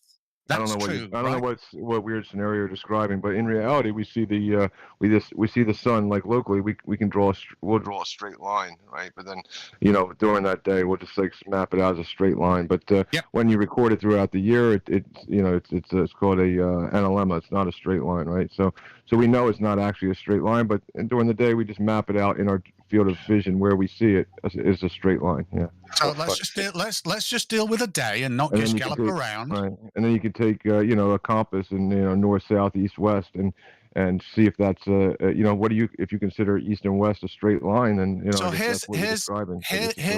here's a question for you then this should make it really easy because a child would be able to figure this out. If you're stood on the ground and you draw a circle on a sheet of paper, let's call that circle the path of the fucking sun. Is there any way that you could scale that piece of paper, make that circle bigger or smaller, move it up or down, that would ever cause that to be a straight fucking line in your field of view? I don't know what you're describing again, but if you're on the ground, right, and you have something that goes in a really large circle, right? Yeah, sure. And however far really you can large. see. Yeah. Right. Okay, really large. No, I get you. I'll agree with you. That small segment of small segment of the circle would appear straight, but it's not. 100% get you. Now let's get on to the point that was on about. If that small segment was 12 fucking hours worth, let's call that half of a fucking circle. I'll give you half of a circle then. You show me a piece of paper that's flat, perpendicular to you, where half of a circle is a straight fucking line. Go. Yeah, so everybody who's standing on the ground looking at the sun, they see it at a different angle depending on your latitude. That's why we have lines of latitude, because there's a different angle to the sun at that rising and setting. Yeah. You really are not wanting to answer this question, are you? Jesus. It's not about wanting. He can't. No thanks. You not long ago said you can't measure anything at the horizon. It's too far. You can't measure, and yet now you measurably can tell us how the sun moves, which is it's an angle. You're measuring an angle. Much farther away than the horizon. What they're talking about? How do you measure the sun? How do you measure the sun, but can't measure things on the horizon? What you're doing is you're confirming what one location's noon is, and then you go to your location. So it's an accumulation of the data. You wouldn't be able to do it just from one location. You'd have to map this all out, right? Go to different locations. All right, so noon here, noon here, noon here, and then go north and south. Okay, it's noon here, and you have to map it all out. And that's what you have as a model that's taken, and made and created in this way. People go to different locations and confirming noon, and then measuring the angle and to the sun. Yeah, in circles. 360-degree circle. You did say a lot now, didn't you? Yeah, I mean, your friend is like perplexed on why we all see the sun go, generally east to west. It was asking a simple question. How do you make the sun move in straight paths if it's moving in a circle? It's just appearing. It's appearing. What do you mean appearing when you just said measuring? Yeah, you just need to look at the sun in the morning, in the noon, and the afternoon, and see that it moved in a straight path. Yet you claim it's moving in a circle. How did that happen? Yeah, so what you measure from your single location, it would be an angle to that sun, and it would be you would perceive and see a straight path. But then you take the cumulative data of different locations. Don't care about the accumulative data. Don't care about the accumulative data. Don't care about it. Care about this one location.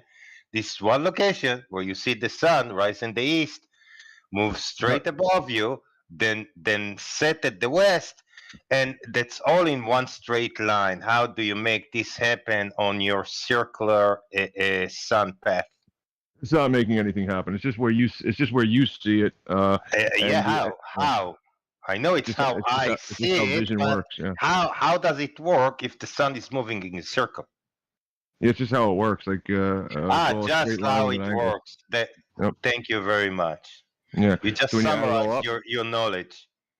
Yeah, that's just how it works. Yeah, I described it like 4 times already. No, you I'm didn't. now, You just I'm said I'm right now just now. that's just how it works. Yeah. Right now, you said it's just how it is. Yeah, That's you what get you said right cumulative now. data. You go to different lines of I don't care latitude, about different lines of cumulative longitude data. to I measure an angle to care the about sun. one That's just how it works, bud. single data. One single data. Well, your cumulative data Well, you doesn't can do agree with fuck each all other with one single anyway. data. Yeah. It doesn't agree. Your cumulative data, none of them will agree with each other. You get it? Yeah, you can do fuck all with one single data point, right? You can't do anything. No, with it. you can do fuck all with thousands on flat Earth because they will never agree with each other. Yeah. Anyway, so you got your answer. Yeah, we did. Yeah, elevation angles to the sun. That's how you get them. And then Really? you map it out with So- north, southwest, east Yeah. compass So headings, at and a that's it. You single lay it day, on at a you lay it single on the day. ground. You lay it on the ground, equal elevation. Elevations measured from vertical, and there's no curvature taken into account except for the circle of the sun. Yeah. So it's very easy to model, right? You have elevation angles to the sun. Take the elevation angles on equinox on the equator, and show us how do you trace them to be in a straight line when the sun is actually moving in a circle. I have a video that did try to do it, and it didn't work well for him. If you're taking elevation angles to the sun, then how does that elevation angle get to 0 on a flat Earth? Or sub-zero. No, that's a globe problem again. That's when you can't see things and you have an interpretation of like below 0. You think that the sun literally goes below your feet. Yeah, We know it does. No, we know it does go below 0. Look, it just in a pure geometrical sense, you're on the flat Earth, and the sun is passing overhead, and you're measuring its vertical angle. It will get to 0.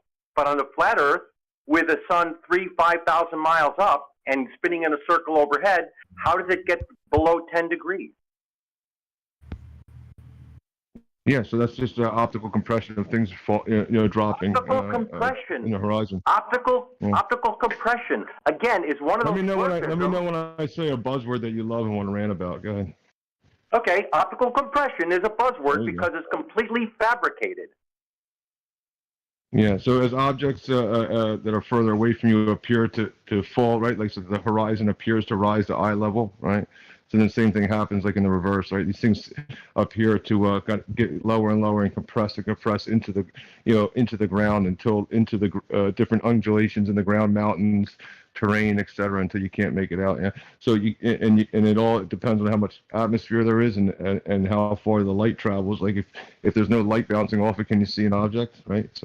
So if the light is now beyond you, right, it's going to compress into the horizon, and that's all that's happening. Anybody want to take basically, Larry, it just means perspective. But here's a funny thing about perspective is. Well, let me know real quick before you go on is how the globe accounts for perspective in their model. Go ahead. Well, perspective is the thing. We don't need it in a model. Geometry isn't reliant on perspective. But anyway, if you stand at the top of a building and you put an auto level, or even just use an accelerometer on your phone with a what is it, the gyro compass app thing, and you point it out to the horizon. If the sun gets below that, that means in relation to the ground, the sun is below you on a flat Earth. How the hell do you reconcile that? So on a flat Earth, you're saying that the water is at your feet, right? No, I'm saying and it's not getting any lower. You're standing at the water, right? And you're watching tall the building, sunset. massively tall building. Oh, we're at a tall building, right? And the sun is now below what? Below the building? Yeah, the sun will set below the Burj Khalifa on the sun viewing top. Yeah, it measurably below the building. How'd you measure it? The same way you measured your elevation angles. Believe it or not, in the sun viewing lounge on the Burj Khalifa, you don't actually need to measure it. You can look at the upward casting shadows from the pillars and the ground that you stood on. and see that there's you said there's shadows that are being cast upward. So if everywhere on that building, if I were to like walk around with a piece of cardboard, the shadow would be on top, shining up onto the cardboard. On the underside, correct? Fun. Yes. Yeah, that'd be fun to see. Yeah. Not at the bottom. There's no direct sunlight, but at the top, yes, there is. Which is weird, right? Because the bottom should be. Yeah, that's. Why would that would be weird? That's weird on a globe if the sun is below your feet. Yeah. And unless you're on a ball and the ball's rotating and the sun's very distant, it'd be fine. Works for me. So you're describing you're saying on a flat Earth the sun would always be above you, shining the light down from above, or if it gets far enough away, what would almost appear to be like horizontal, but never on a flat Earth below, right? Correct. It would never cast shadows upwards unless it was lower than my current elevation in relation to my ground, my position at that moment. Yeah. So when you're at the top of that building, I don't know. I've never been there, but when the sun is not shining down, it's not. There's no sun. You put your arm out, and the sun is actually shining on the underside of your arm. Is that what you're saying? Well, you don't do that. You can just look at the geometric shapes of the construction of the building to see that the underside of it is lit and shadows are casting upwards. Yeah, but I mean, I made a video. I can show you, right? Like where if you take a light source and have it like horizontal with something, it will. It's funny how it works, right? Or if there's a reflective surface in front of it as well. I don't know if you consider that, but it will shine a shadow that seems to stretch until it kind of crawls up a wall, but it's not actually being cast upward. Per se, it's just as you take a light source and back away from another object with that light source, the shadow will get longer and longer until it crawls up, but never getting below the tall obstruction. You can do it yourself in a room with a flashlight. I mean, I don't know what you're saying, but it would be really cool if I held my arms out at the top of that viewing spot and the sunlight was shining up under my arms, but not on top. But in every instance, the sunlight is always shining down. Yeah. Stingray, I've got a classic here in the chat. One I've posted 57 minutes after the hour about a flat surface on the underside of something with the sun shining up on it. All right, let me see. Is that like a water tower or something? Like a big structure? I'm not exactly sure what that is. Critical. Whatever. That's the picture, right? That's the image. Yeah. Critical Think took. This is his example. And he's Australian. They have different stuff there. I have no idea what this is. It is a water tower. It is a water tower. Nailed it. The underside of that little lip is not lit up by the sun. The sun's not shining from below it. It's not like nobody's standing below that water tower and shining a light up to the underside of it. The light is still coming down. I don't know what you're showing. Well, if you look at the second one. The second one. Yeah, the light. Yeah, the shadow. You can't cast a shadow upwards like that on a flat Earth. I just told you, you can do it right now with a flashlight in your room. Just get a light and a flashlight. The shadow will crawl upward, even though the light source is above it. No. As you get further and further away. Not if the flashlight would have to be bigger and extend to the extent lower on the reflective dish below, because it would never do what you just said. If you can demonstrate that all of the light is above, but somehow the light can bend underneath, please do it, because that's awesome. I don't know what you're asking, but I can show you a elongated shadow that will crawl up a wall or up a structure, even though the light source is above it. Yeah, I can do that without a problem. And that'll do it for you then. Hey, no thanks. I did that very experiment at home. I can shine a flashlight at the I can put my fingers in my hand on the table, right? And I can shine a little flashlight down towards the base of my hand, and it will cast a shadow up on the wall. Because it's reflecting on the table. It's reflecting. Oh, that's right. Well, you don't think they have shiny floors in that hotel or that whatever he was talking about. Yes, and have you seen the pictures of there? There's no light shining on the ceiling. You can see the light goes high up on the wall, but it doesn't go on the ceiling. Yeah, you're talking about reflected light thing, right? Yes, that's what I'm saying. And then that picture you just showed a second ago, that was definitely not casting downward, upward.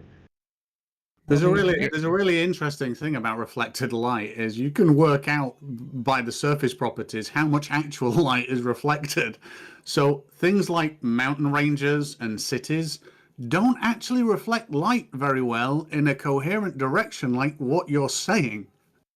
You got a floor of the building, and the sun has a fairly direct line of sight to it. It will reflect off that floor, and it pretty much has open windows on the sides. The side where the sun is coming in, it's almost all open window, like a big gigantic window. Yeah, it's the sun viewing line. That's built for people to observe the sunset. So you got wide open with the sun shining on a pretty much direct line of sight towards the floor, which is going to bounce off people and put their shadows a little bit upward. This is why I brought the example that I brought, because in this particular example, you can see. Hello? Yeah. Okay, so this is why I brought the example that I brought, because you can see in that particular example, the object that is its shadow is being cast.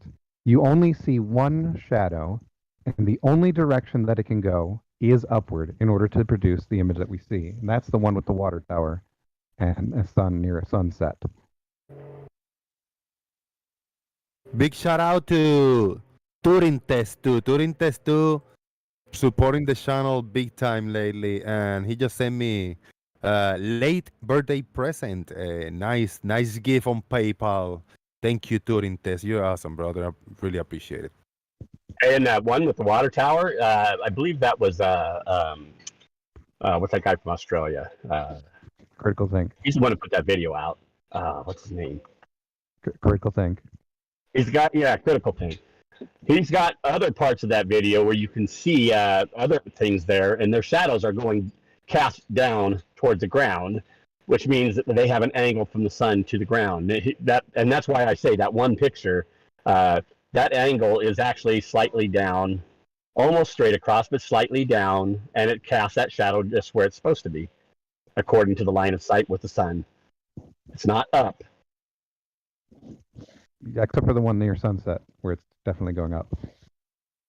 Well, look at the shadow right there. It's definitely down. Yep, that was earlier in the day. Yeah, and that's the other one. It's just a little bit more because the sun is set a little bit further, but it's still downward. And he's got other things in that video. This is just one clip from the video. There's other objects in there. You can see their shadows. They're things on the ground or whatever. And you can see their shadows, and their shadows are just normal shadows going down like they would with the sun being slightly above them on an angle. Yeah, well, isn't that what they're showing? Like a shadow that is below the object, which would dictate a light source above the object. We're looking for a light source, like if there's a globe below your feet. This one is a light source above the thing, causing the shadow to be right where it's at. Yeah, and the times, it seems to me anyway, like the other photo that was kind of scanning by was this mountain, right? It seems to me that the other times that they can see this is in front of a highly reflective surface, like right there, that one. I think that one is surrounded by bodies of water that are called the Great Reflection Lakes, right? Like that one right there, for instance. Yeah. So anytime there's like a mirror nearby, they can find these. Are you saying the entire mountain is surrounded by water? It looks like it just in this picture, yeah. You have to be. Yeah, I have a mountain. Sorry. No, it just sounded like he was denying that the clouds are made of water. I'm not sure if he's a science denier or what's going on.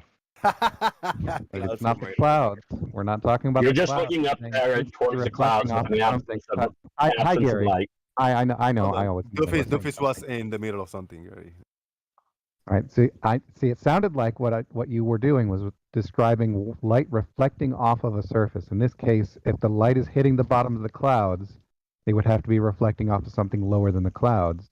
And then, because you're a bullshitter, you thought I was talking about the clouds being the water. No, it was very clear what we were talking about. The surface of the Earth being the water. Do you know the name of that mountain? I'm gonna look it up. Mount Rainier. Rainier. Let me look it up. It doesn't have any water around it. I modeled this and I put the sun below the mountain and clouds above it to see if I could replicate this. Because when I looked at Mount Rainier in this image, it didn't quite compute with me. as a glober, it didn't actually quite compute with me until I modelled it out and thought, well, yes, actually, if I put the sun below and these clouds on top, it produces exactly this image. Funny that, eh? You also have the sun just it's casting a shadow from the mountains. It's blocking the light that you're looking through. So that's why the bottom of the clouds looks more dark, because you're actually looking through a darker sky right there. Oh, for fuck's sake. I see it. I see it over the mountains here quite often. It's hard to film, though. You can actually see a darkness in the sky compared to where there's no shadow, even though there's no clouds. Gary, that shadow is being cast on the underside of the clouds. No, it's just a blockage of light from the mountains at that point. Just let him, farmer boy, let him make that claim. Off the mountains to the sun, and it's all this darkness. So you're seeing through a dark shadow, and so that's why it looks like the shadow is blocking the light. It's not blocking the light. It's not even doing the bottom of the clouds. It's just you're looking through a dark streak. I can literally see it from the mountaintop. Many times, without any clouds in the sky, you can see that the shadow is coming over the mountain, and it's causing a slight darkness in that area of the sky, even though there's no cloud reflected off of. Yeah, there's a separation between the cloud and the mountain. But I wanted to make sure that Stingray saw this real quick in the chat. Here's what you did in render. In Blender, I mean. Oh, yeah. Yeah, and I was being serious when I looked at it and thought, yeah, I don't see how this works. My brain couldn't, even though I'm a 3D or was a 3D artist for a long time, my brain couldn't comprehend. Hang about, how is that producing that shape? But when I ripped the topological data for Mount Rainier and then put an actual sun below the elevation of the peak of Mount Rainier and then put clouds on it, it made sense, and I was able to replicate it. You could not replicate it any other way. I still like the photo I posted again, where the sun's casting shadows of clouds onto the underside of higher clouds. There's definitely no water causing. I posted 3 pictures. I don't know if you want to retract, or I did a spring, a winter, and a fall. I haven't gotten to summer yet, but is this the same Mount Rainier with no water near it, or a different Mount Rainier with no water near it? That he Google.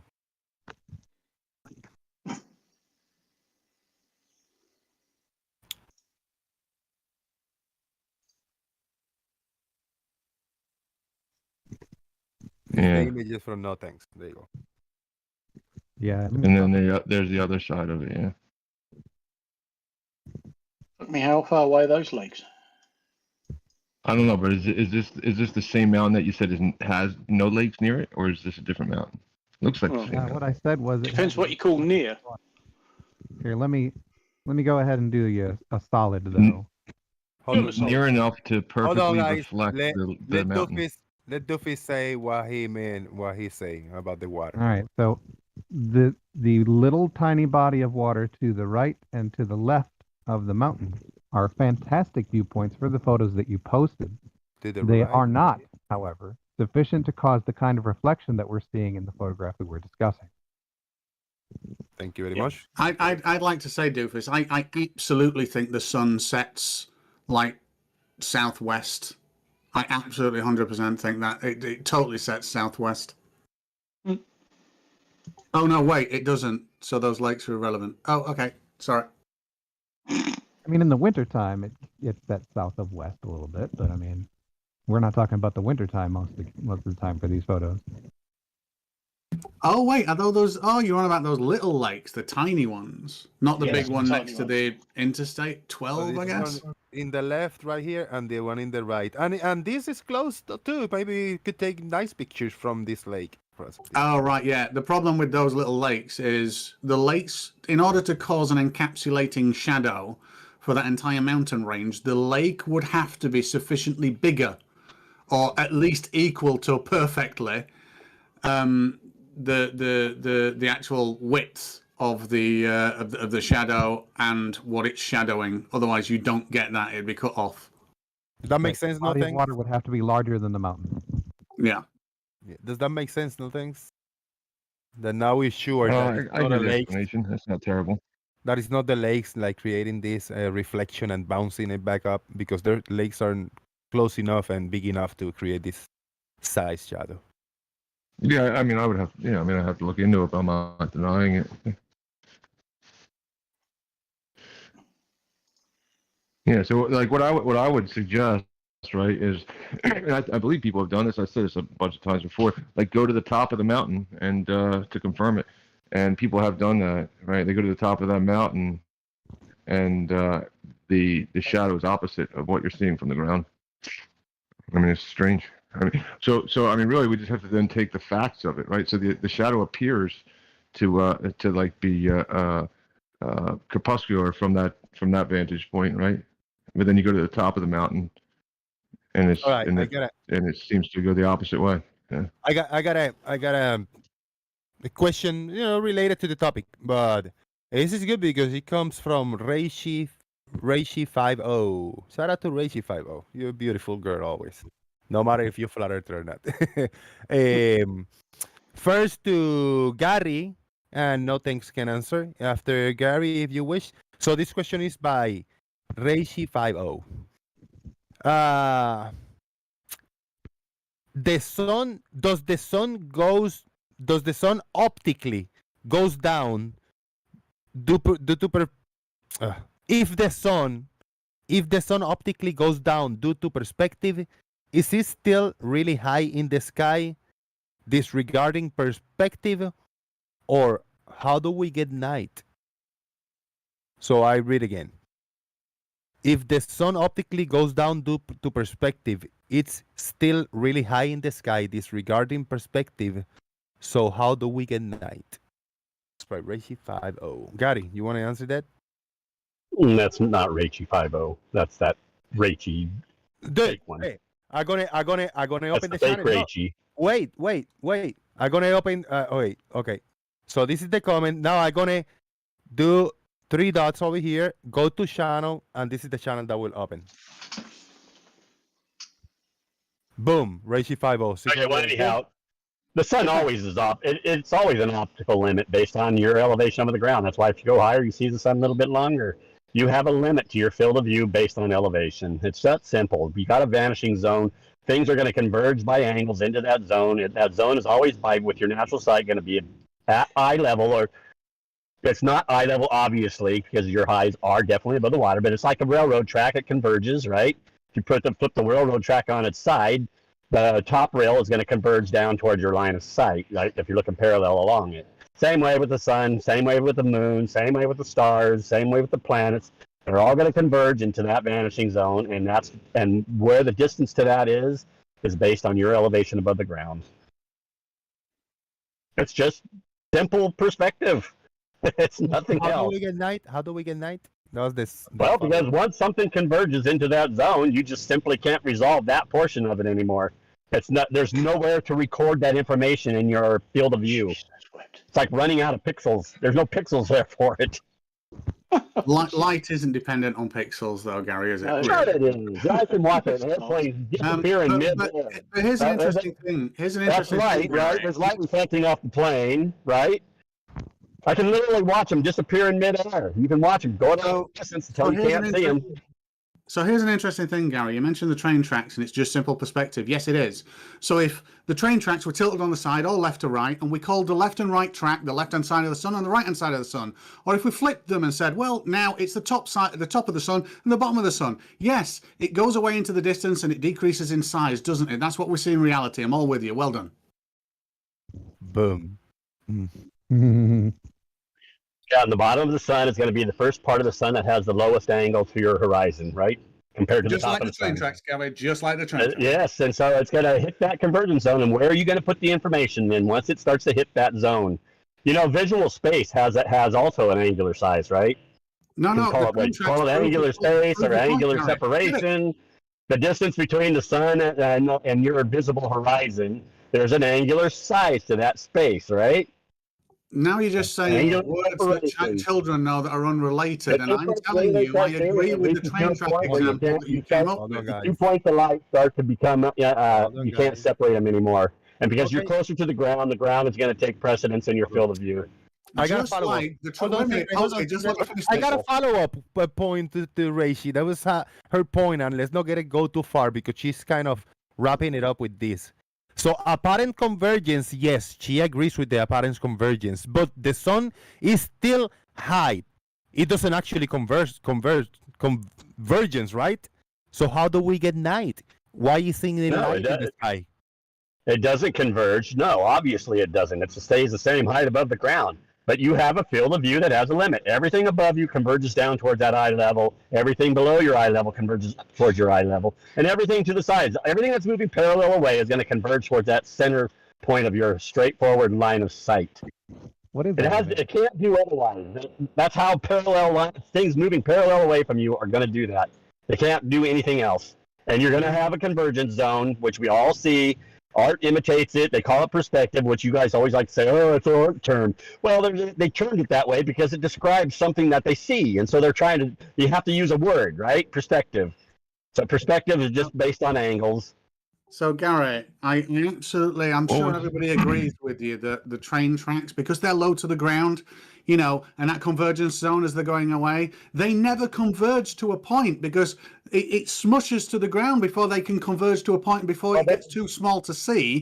Just like the sun does, right, Gary? Just like the sun does. No, that actually depends on how high you are above the tracks and how far they extend outward. Because if you're high above them, they will extend out to a point where you can't see. They look like they merge. Jarrett? Yeah, Now, much if you're like a going to- bridge, right? Like an observation of a straight bridge instead of They're train never tracks gonna- where you they're can, never you can gonna elevate actually converge or above the appear to ground. converge. Mm-hmm. Yeah, much like a bridge will converge. There's many photos. You can just Google photos of a bridge without any kind of, I guess, leaning towards the subject, right? And you'll see that a bridge will converge at a point in the distance, elevated above the ground where there's not so much, different varying things on the ground that would distort where you see the vanishing point. Yeah, sure. But yeah, to answer her, I mean, after you. To go back to her question. I need to say something very important now. There are 50 people Okay. watching. I haven't had 50 people here in a while, so big shout out to every single person of you watching. If you are here hanging out, that means that you're enjoying the show in one way or another. So please hit that like button. It's free, it's easy, it's convenient. Just smash it. If it's the first time that you're going to hit the like button, please use odd numbers. So you can hit it once, maybe you can hit it 3 times, or 5, 7, how many times you like. But if you have already hit that like once, then use the pair numbers. So hit it twice, maybe 4 times or 6, etc. Everybody, we got 5 seconds to hit the like button. All right. 5, 4, 3. Gary Little with a $5 super chat. Gary Little. Thank you. Good to see you, brother. Convergence? Then why can I see Betelgeuse near the horizon at well over 3,000 miles away on any clear day of the year? Convergence. Yeah, it would all depend on where he's standing and where where the star is, right? So if it's just making a small circle over his head, that's not going to happen. But I just wanted to kind of go back to I guess her question, the other question, just for a second. Roboting. Right. You're now I'm not going to pretend to know everything. Let me close this. Same? Not right now, yeah. Right now.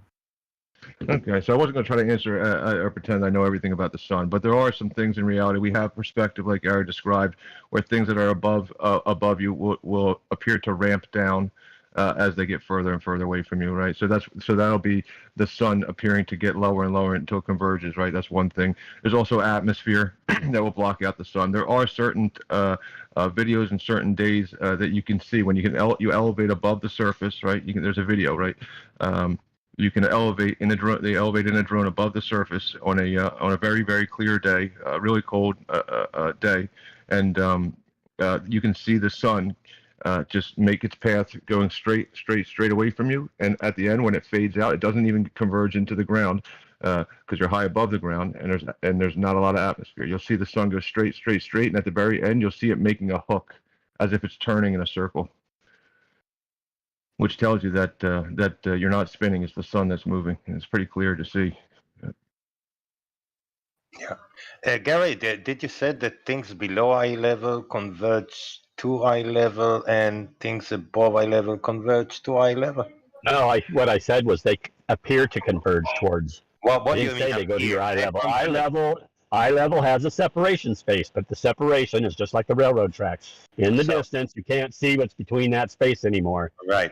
Same with your eye level at the horizon. You can't tell the difference optically with your natural eyes. I wasn't done, and you let me finish, or you just shut up. I got to finish my point, otherwise it's pointless to talk with you, Cheiki. It's pointless anyway to talk with you. Yeah, you always interrupt, so I just keep on running over you. No, you go on with your story. My you question didn't. was short. Yes or You were no? doing it to. You were doing it to the other guys earlier.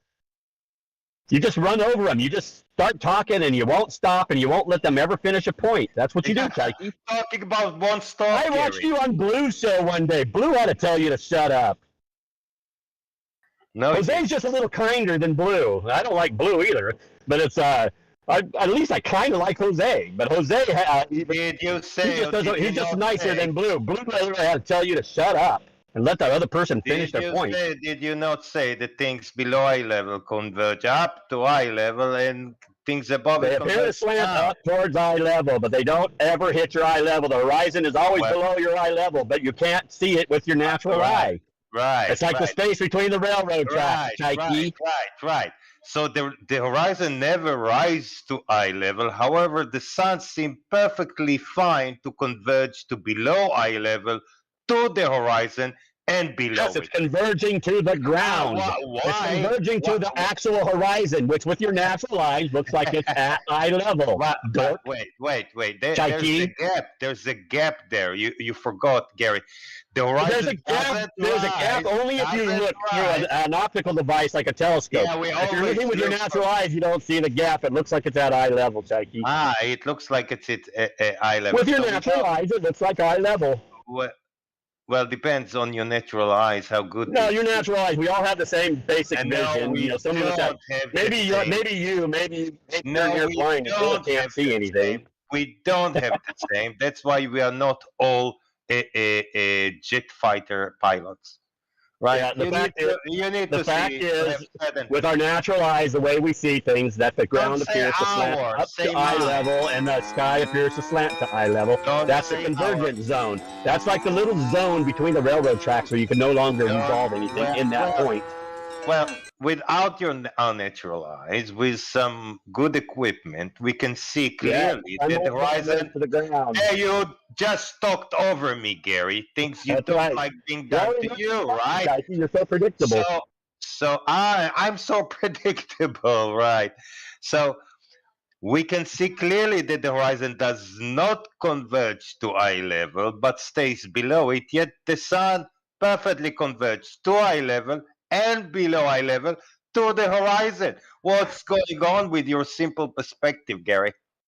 Simple perspective is with your natural eyes, you don't see that. That's why it looks like it converges with your eyesight, with your line of sight, your eye level. That's why it appears to look that way.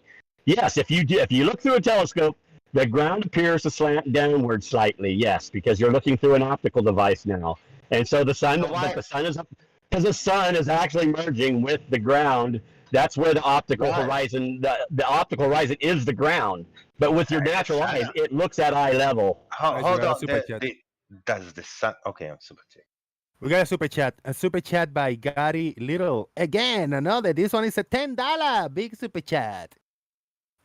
Where I'm standing. About the Beetlejuice being seen for over 3,000 miles away or further.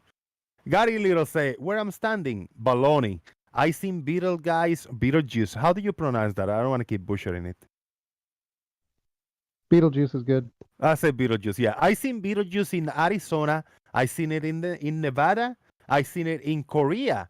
And by the way, Beetlejuice is over 400 light years away. Gary Little have seen it. Shout out to Gary Little. Thank you for the tenor. Stars in the sky until they get to the horizon are obviously have a higher angle over the ground. You're going to see them for much longer. It's like if you stand on the ground and draw a 45-degree line down to the ground. It's right in front of you, right? It's basically your body length, right? But if I draw that same 45-degree angle up towards the sky, it's much further out, right? So things in the sky reach that convergence point way beyond your natural, normal optical horizon, which is generally near you, right? You're standing on the ground, it's about 3 miles away if you're on a fairly flat surface, right? But the stars in the sky or the moon or the sun are way further away. That's why they have to be about 6,000, a little over 6,000 miles away from you, where their GP point is 6,000 miles away from you, or about 6,200 miles away from you, before they are dipping into that vanishing zone. They converge into it. Your angle to the sky is completely different than your angle to the ground for distance. Now that's a new geometry. Why is that a new geometry? Why? If I draw a 45-degree angle from where I'm standing into the sky, how many miles from straight up over my head to that 45-degree line? How many miles is that? Well, depends on what you stand on. If you Well, stand it's on a lot globe, farther than my body length, isn't it? Which is on the ground. If I draw a 45-degree angle from my eyes, if you stand on a big globe, it's different than if you stand on flat ground. It's the same on flat ground. If I draw a 45 from it's my body length when I'm standing on the ground, right? No, you 45-degree don't. angle from my eyes is about my body length. You can measure Right? it and say that you don't. It's about my body length. But if I draw that same 45-degree angle from my zenith over my head, draw the 45-degree angle to the sky, like the sky is parallel, which it is, that 45-degree angle to the sky from my zenith overhead is going to be a lot of miles compared to the little short distance it is on the ground. That's why things far away, they have to move far away before they converge into that zone. That's what I said. This is a new geometry because you compare two equal triangles and you say one is bigger than the other. Because 45-degree angle to the sky, straight up overhead, right? That's my call it my 90. Draw down 45 degrees angle to the sky. Draw down to 45, and that's a long length, right? That's a lot of miles. But my 45-degree angle to the ground is right in front of me. That's a little short. No. Yes. Look, 45 degrees up to the sky is 45 degrees down to the earth. Do you agree? No. I'm talking about drawing a line from my eye, Pikey. You're totally changing it now. No. I'm just standing there. You take a line from my eyeballs to the ground at a 45-degree angle. It's my body length, right? Yeah. Okay, now if I draw from a line from my eye at a 45-degree angle to the sky from my overhead, going down towards the horizon, that's 45 degrees, right? No, you don't draw it. Halfway, and that's a lot of miles. That's why the sky is completely different than what you think it is compared to the ground and your horizon. Yeah, like I said, don't draw it. You won't see it, and you won't understand what stupid things you say. Because you draw 45 degrees, you don't draw it down to the horizon. You draw 45 degrees. You need to decide what you're drawing, down to the horizon or 45 degrees. Okay, we'll take that. We'll just say that we'll zero it out at the horizon. We'll just now go 45 degrees up into the sky, and then 45 degrees down to the ground. Which one's longer, Chaiki? What? Which one? Which is going to cover more territory?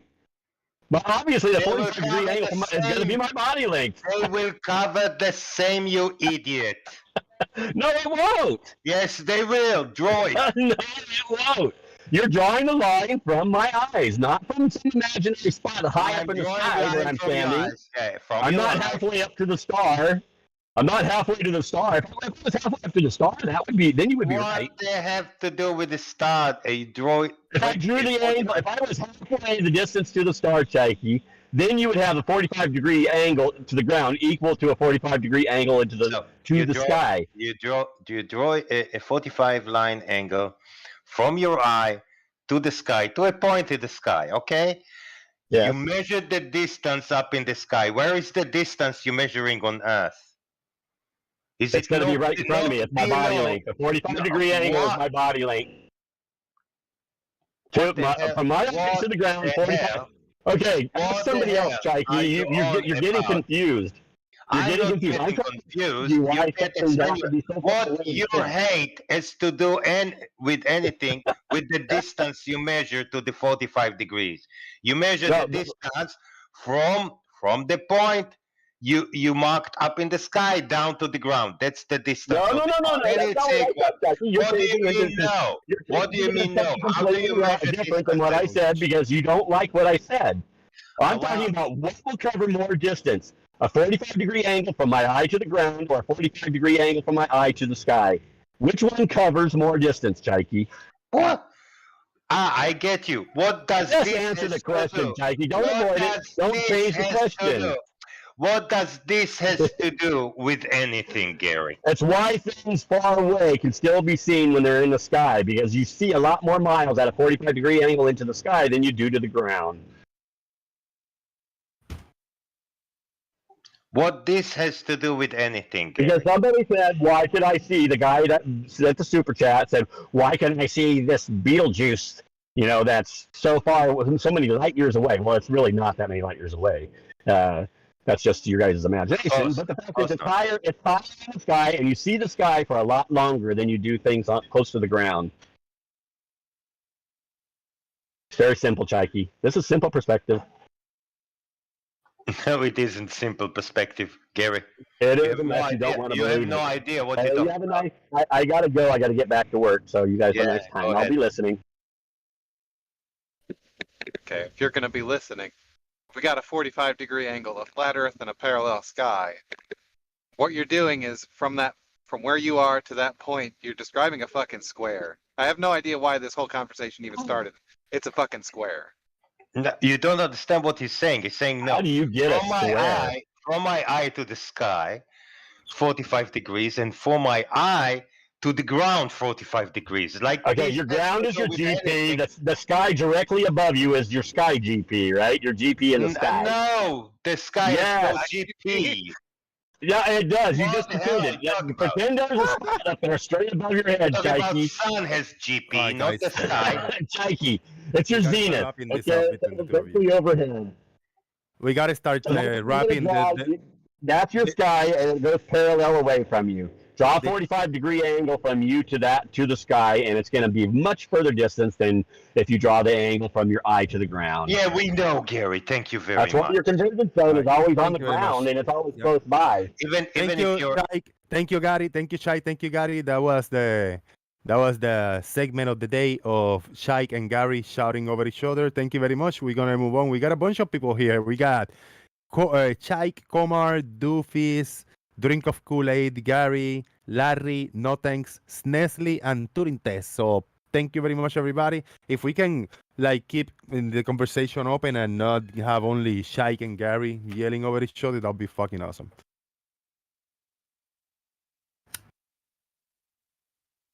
Anyone else want to yell at Gary? Well, I was trying to figure out where we were. How did we get here? Yeah. 32 what are you likes. Talking about? Yeah. He has no clue. He's talking about GP of the sky. What the hell? I mean, So I get regular.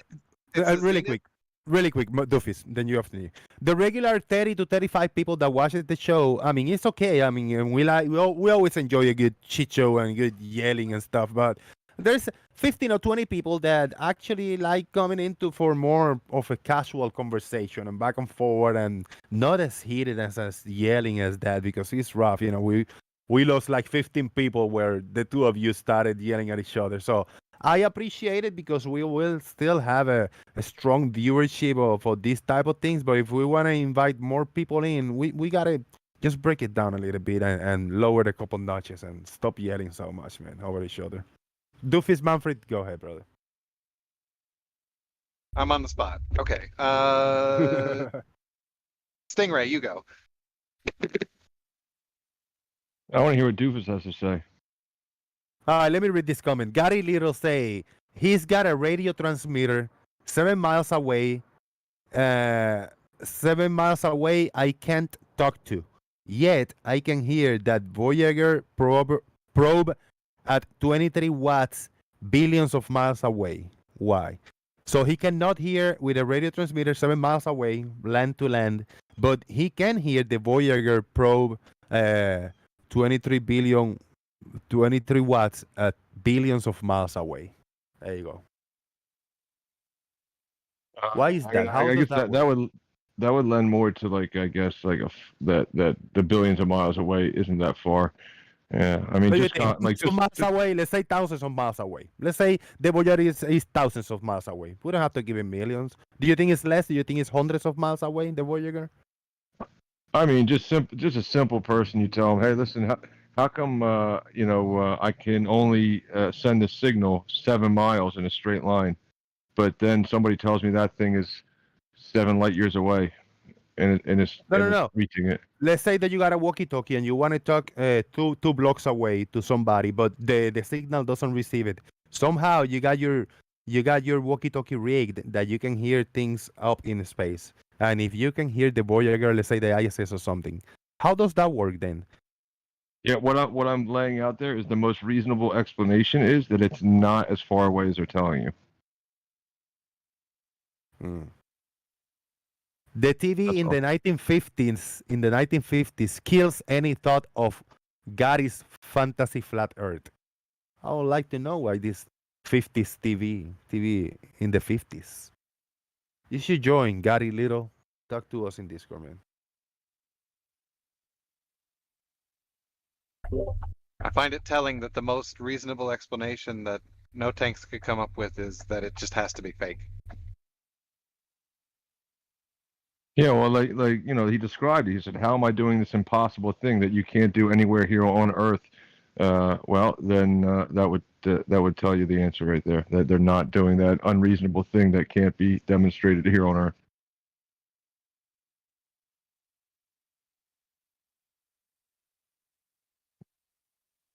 No other plausible explanations? That are reasonable. That's the most reasonable explanation.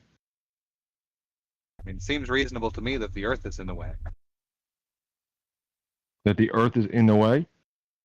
Yeah, we're talking about terrestrial FM or something like that. Yeah. Seems like the Earth is in the way. Well, I guess in his case, it's not FM since that has a longer range.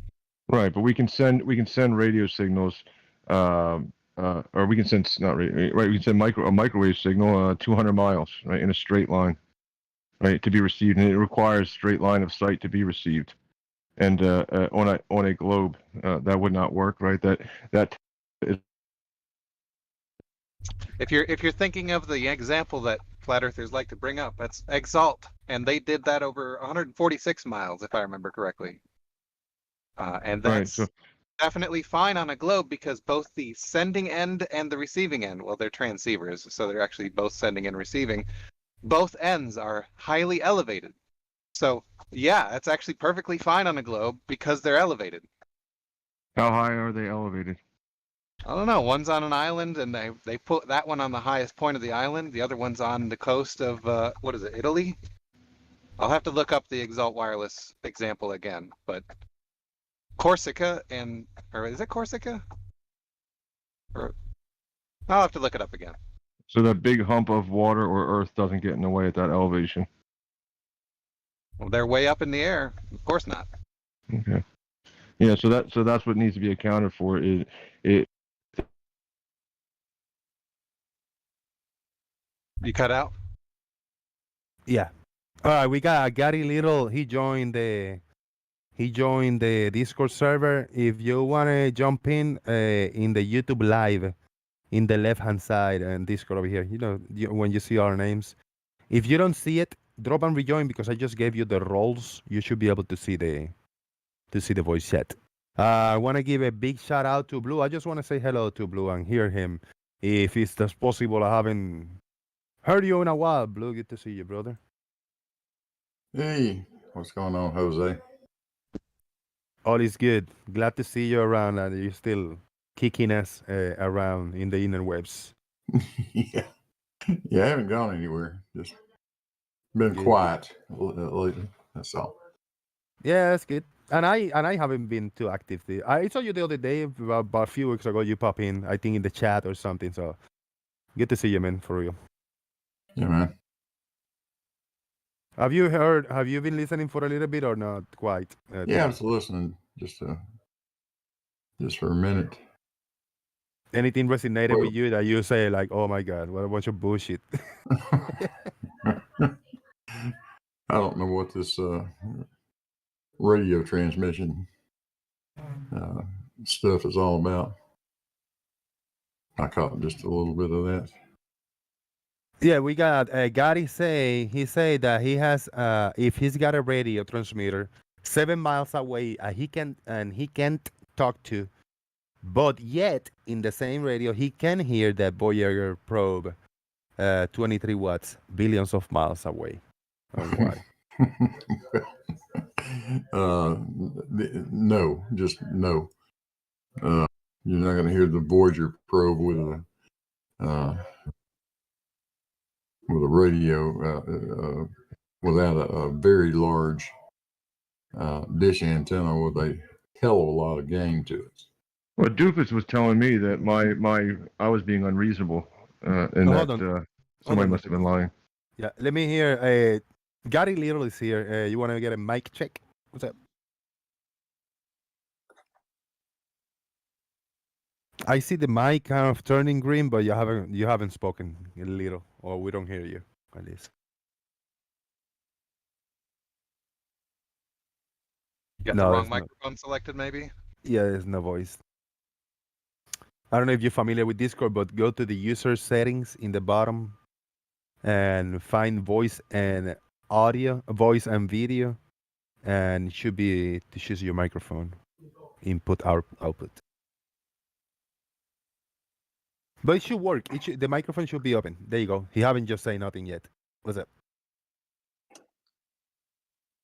I hear the clicks and your microphone is open, but you gotta say something. Saying something now. Can you hear me? There you go. Yes. There you go.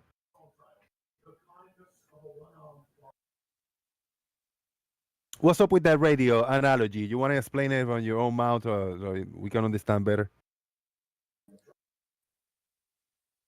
No, Blue is right. You got to have a lot of aluminum in the air and a great big amplifier to receive the Voyager. But the point is, we can from millions of miles away.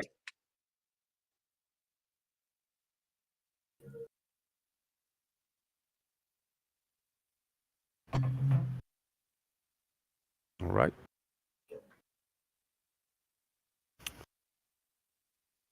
Is that a real microphone or are you using a potato? Gary Little. Sorry, Blue, go ahead. No, go ahead, Gary.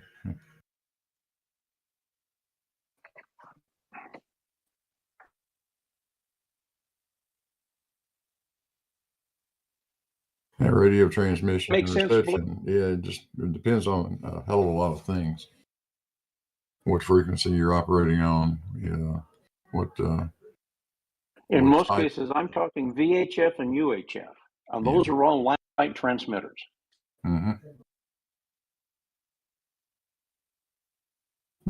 Yes and no. That they can also. In most cases, yes, line of sight transmit. Put it this way: I'm a radio systems officer in the United States Army. Yeah. We were taught to use curvature to separate our transmitters at VHF and UHF.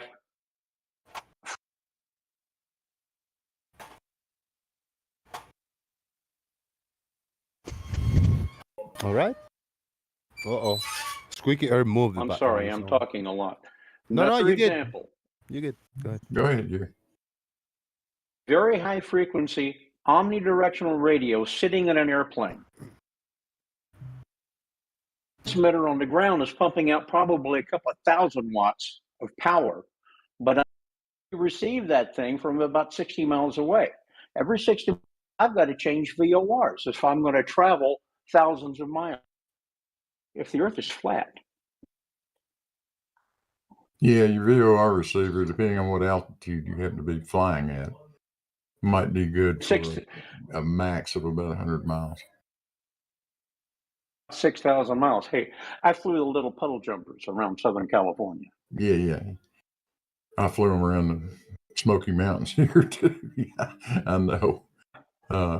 You get out in the flatlands, and you might be able to, if you climb out to 12,000 feet or something, you may be able to use a VOR receiver up to 100 miles or so, but not any more than that. But if the Earth were flat, we could put a megawatt VOR in the center of the continental United States. Anybody at 6,000, 7,000 feet could use that sucker to navigate. Oh, yeah. It would also not be very useful.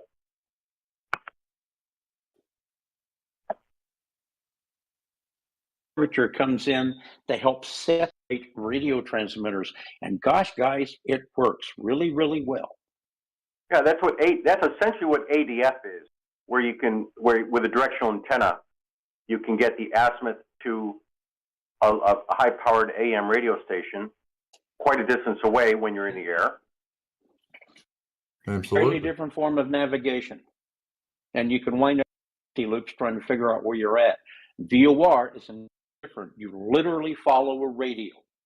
Yeah, it's a very different animal. I was just saying, but it works kind of similarly to where having a point of transmission at a known location and getting your heading to that point of transmission.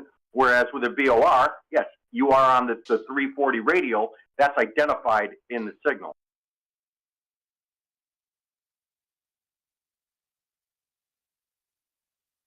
With a Morse code tag.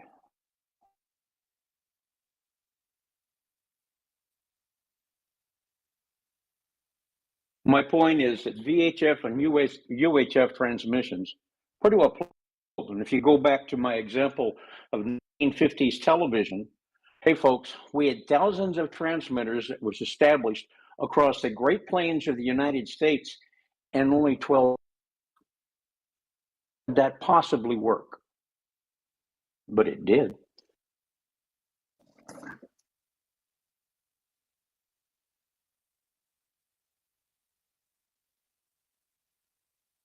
Very nice. That's why they put those antennae on top of very high prominences. That's right. But it's also why living in Odessa, Texas, not receive the Channel 7 in Oklahoma City, and Odessa quite fine. And by the way, I wasn't in Odessa. I was living in Andrews, which is about 35 miles away.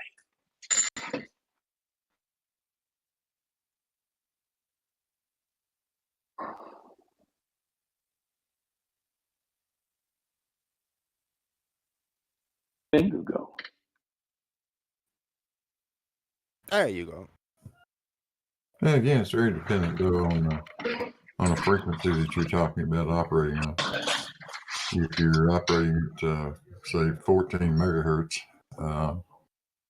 you can at times quite easily talk to the other side of the world. You can. That's called low frequency and HF, but you know that, Blue. Well, it's VHF, but yeah, it's when you drop down below about 30 megahertz, that's when that starts to happen. Occasionally, you get 50 megahertz, and once in a while, you get a little bit of it happening at 144 megahertz. I have heard, and I've heard of the radios that I was trained on in the United States Army, at times would pick up radios sitting over in Texas, in Georgia. Oh yeah, it's extremely rare. Extremely rare. The other thing that I'm talking about is VORs. Are very right in the middle of the VHF band, and they're reliable to a VOR, and the planes.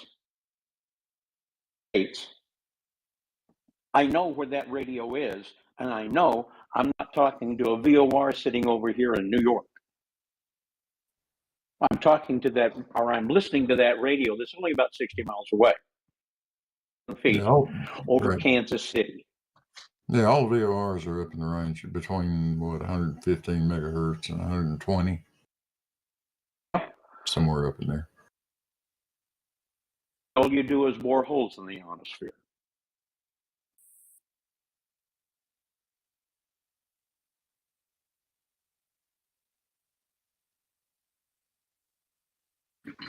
And of course, we don't talk to them; we just listen to them. That's kind of handy. Damn handy.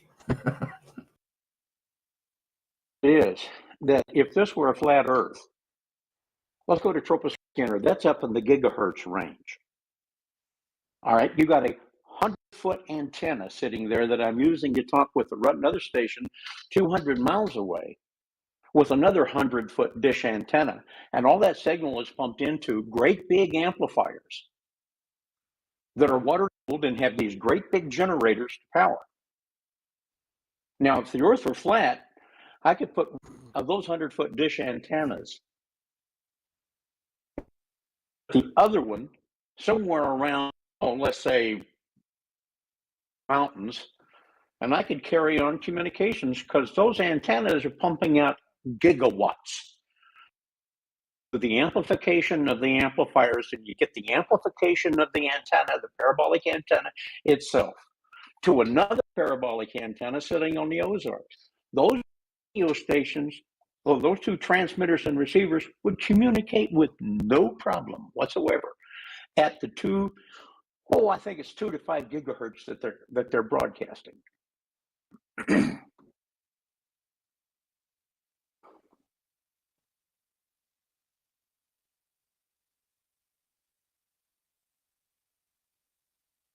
Can we go now? Can we wrap up? Do final thoughts? I think we good. Saying, am I through? Do I need to say anything else? Yeah, I'll go on. No. We good for the day. It's roughly the 3 hours that I usually do the show. Let me see. Yeah, dude, more than 3 hours. What the hell? But it was good. It was a fun show. Shout out to everybody that was here on Discord. Chris Berry came in earlier for a few minutes. It was fun having him. No thanks, Gary. They were the opposite view in the discussion today, and I always appreciate that. Shout out to the support, PayPal and Super Chat, always 100%. And shout out to everybody for watching, commenting in the chat box, and hitting the like button. Don't forget to hit all the buttons of sorts around the video, all the clickety clicks that you can do, and join Discord so you can stay in the discussion for as long as you want. Let's get some final thoughts. We will begin. We go in alphabetical order, beginning with Blue Marble Science. Hey, thanks, Jose. Good to see you, man. Thank you very much. Thank you very much. Appreciate it. Very appreciated. We have Chaik in the house for final thoughts. I didn't know what to say. Gary with his bullshit. Every time he's arguing something nobody made a claim for, about 45 degrees in the sky, 45 degrees to the ground from his eyes. And what if he's up there in the sky and looking down 45 degrees and there's no sky above it, like we see in a high altitude balloon? There's no skies at all. Skies are below it. What then? That was fun. Thank you. Indeed it was. Thank you very much. Do Gary Mangary. Final thoughts? Not much to say today. Sorry I missed your birthday show. I was otherwise busy. But it's a good show today. Thanks. Thank you. Appreciate it. Do a drink of Koolaid. Final thoughts? Yeah, good show today. I got to apologize for the Scientology talk. I know you're in Florida, so good show otherwise. Thanks. It's all good, no problem. I want to go soon. We're going to try to go soon. If my sister or my partner, they want to give me a ride, I want to go to downtown Clearwater, where when it's active in a weekday, like around noon, so I can bring record around, and so you can see all the Scientologists just scrambling around the downtown and Clearwater over here. I'm like, oh yeah, you should live stream that. That'd be great. 15 or 20 minutes. I'm not going to probably live stream it. I might, who knows, but at least I'll record it and I'll show it, the whole thing over here. just recording some of their buildings and some of them the way the uniform and the walking and I don't know. I'm gonna try to find out because sometimes there are activities and they have like tables open, like promoting and giving pamphlets and shit like that. I'm gonna try to find out one of those days, and then I'll go with the camera on and recording everything. That'll be cool. And if I could talk to them, I don't know, say hi to them, like what's going on, what is this Scientology? Explain it to me in, I mean, like I'm 5, and see how they react. That'll be fucking awesome. Gary, final thoughts. Venga.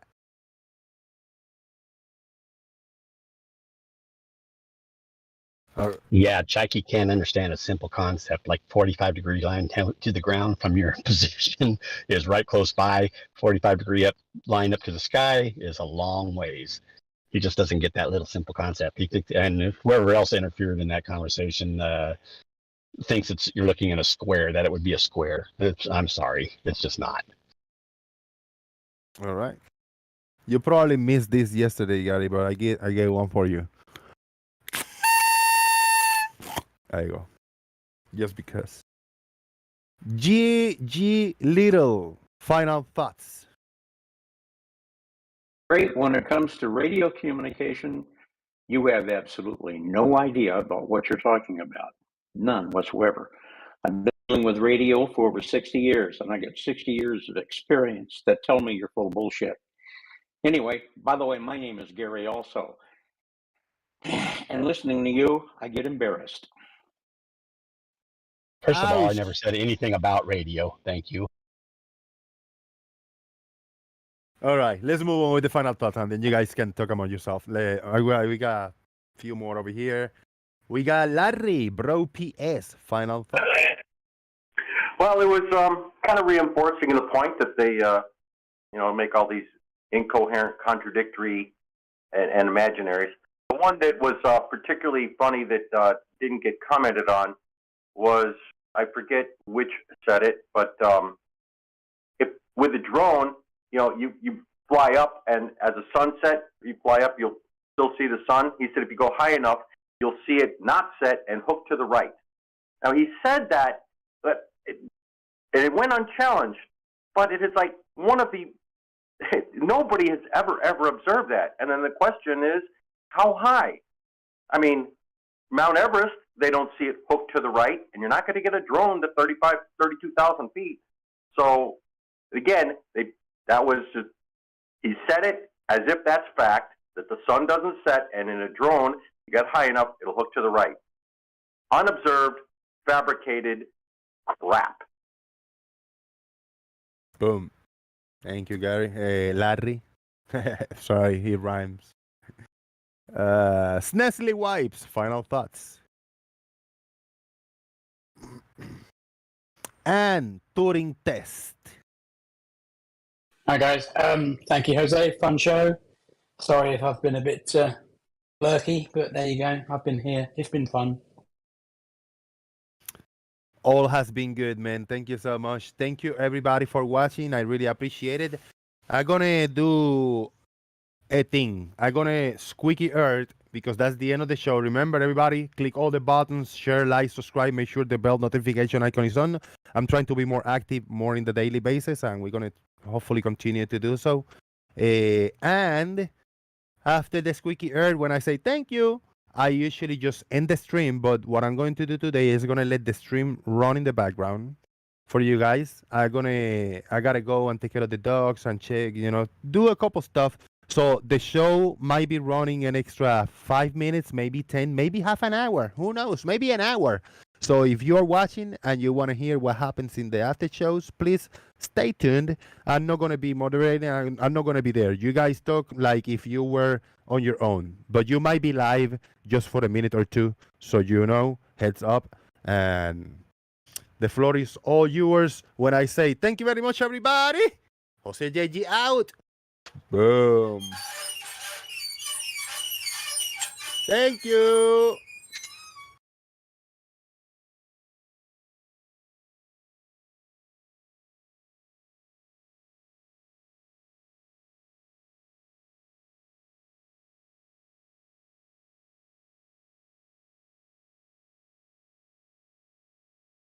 Still on, Blue? Sorry, say again. Say if you, I just asking if you were still on. Yeah, I'm here. Say thank you, because I have spent an awful lot of time listening to and reading some of the things you post on YouTube, and I appreciate them. Oh, thanks. You sound like a redneck, just like I am. Yeah, I guess I can identify as that and lots of other things too, really. That's okay. Yeah. You've got one fan out here. Yeah, I really like it a lot when the flat earthers call me names like redneck or hillbilly or whatever. It with pride. It's kind of funny.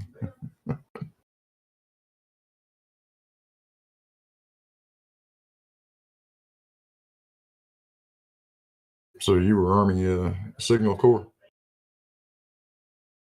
Yes, I was. All right. Well, major.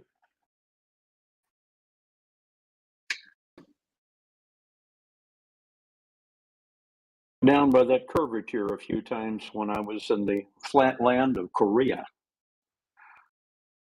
Yeah, on mountaintops in order to get. That land's not very flat, is it? Not mountainous. There are a few hills in the way, yeah. But when you're running around with a vehicle-mounted radio, that's maximum range is about 5 to 6 miles, and your colonel one day and says, "I want to talk to my firing batteries in the field away," and what you're overcoming is the curvature of the Earth.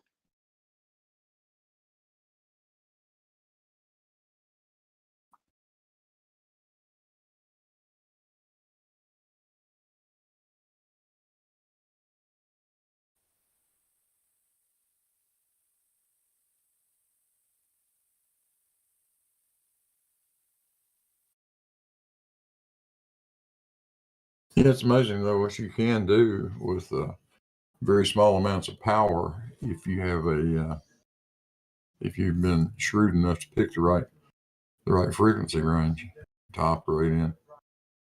Absolutely. I mean, that is. I'm also an amateur radio operator. I say, actually, I was. I don't have any equipment right now. I haven't had any equipment for a few years. I've heard of amateur radio operators that just flat on have managed to turn themselves around the curve of the Earth. That does. Oh, yeah. I mean, it's all the time. Yeah. Happens all the time. Operators tracked Apollo 11. I got an amateur novice class license 62 years ago. Oh my gosh, now you're dating yourself. That's about how old my amateur license is. Yeah.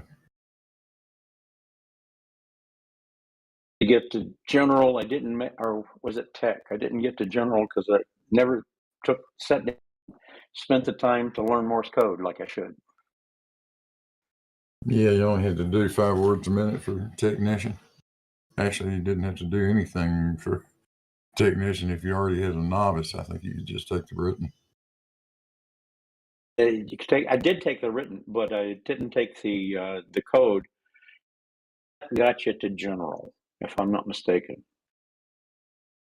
Yeah, I got general class, and I didn't go any further. I didn't really care. Shortly about that time, I got married, and guess what? My wife didn't care about amateur radio at all. Well, I quit really back in the early 80s. That's about the time frame I was there, and also about the time frame that I was putting around Southern California skies. She also cared that I wanted to get a instrument rating. Didn't care about that at all. Mentioning something about buying a house. Gosh. Yeah, well, you can make a pretty good down payment on a house with the money you're going to spend getting an instrument rating. That's what we did, and I think, but the choices, I chose the better one. Yeah, I've been down that road too.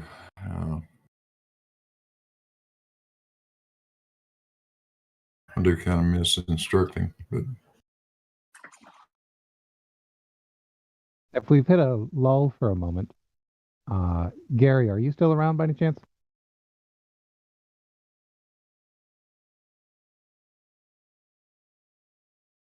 Well, on the off chance you're working and you're still listening. I'm here. I just was doing something. Yeah. That's fine. The spam channel, I posted a drawing I made. When I made that square comment, this is what I was referring to, because you were talking about G and then out to the GP, which means out to the GP would be up to the celestial object, and then from that sky GP that you were talking about out to the celestial object too.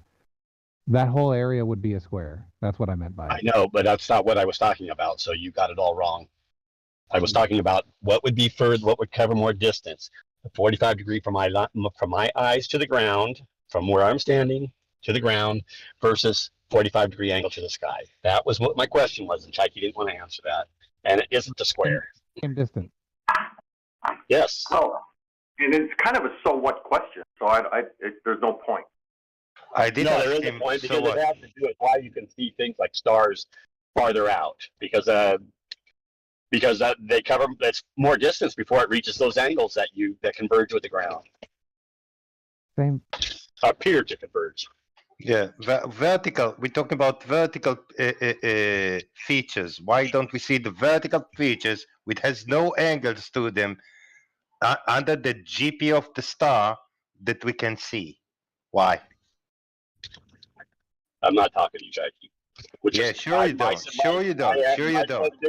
My question was very simple. You didn't want to answer it. You wanted to change the whole subject. Well, I didn't understand what the fuck you're talking about. Of course you don't, because you sit there and yell too much. Like Larry said, so what? So what? You have no point there. And what if I, on a high weather balloon, when there is no sky above you, all the sky is below you and the ground?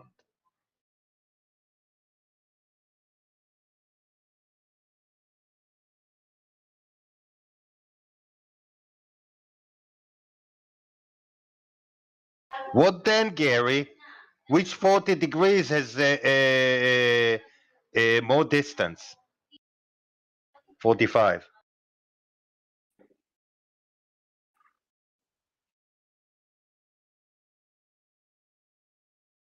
Amazing thing. It only takes something like 5 photons an eye to see something. And all those stars out there are pumping out trillions of photons a second. Actually, 5 of them are going to get to your eye, regardless of the angle that you have to the horizon.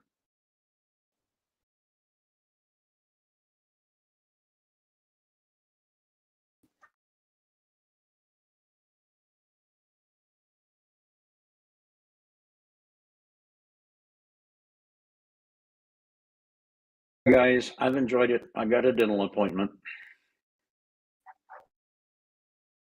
Yep, cheers.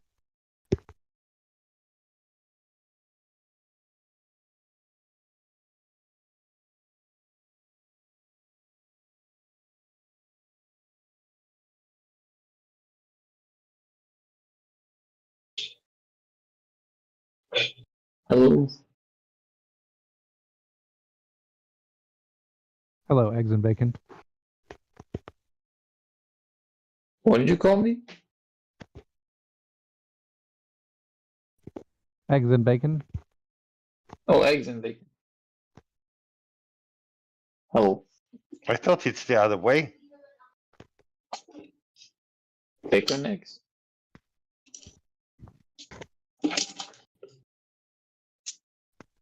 Yeah, we around our house we have jelly and peanut butter sandwiches.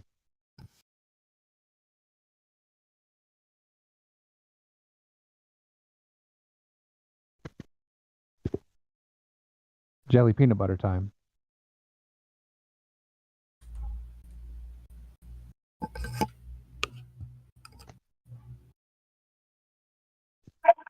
I just had to laugh when I saw that Frank de Brouwer did a dissection of Gary's vertical angle compression. I put that link at 16 after, just exactly 1 hour ago. And it's just hilarious because Gary is, few people are as fabricated as the rubber band man, Gary.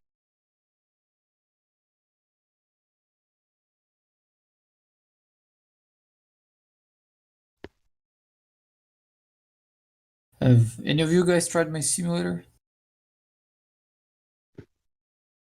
The sextant one?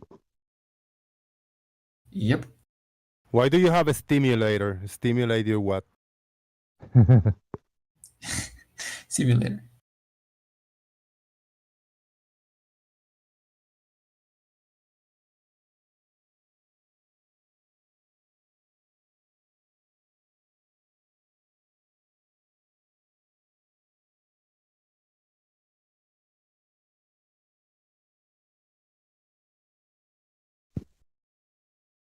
So go on, Bacon. Tell us about this wonderful simulator.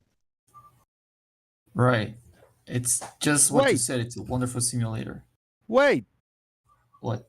I think that the Earth is a flat, flat,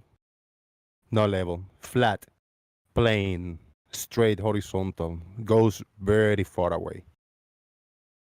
Bacon. Tell me what you think. Well, try to use that concept to figure out your location based on the stars. No, but I want to know what you think first, because if I think that the Earth is flat, big plane, what do you think? And then you can ask me.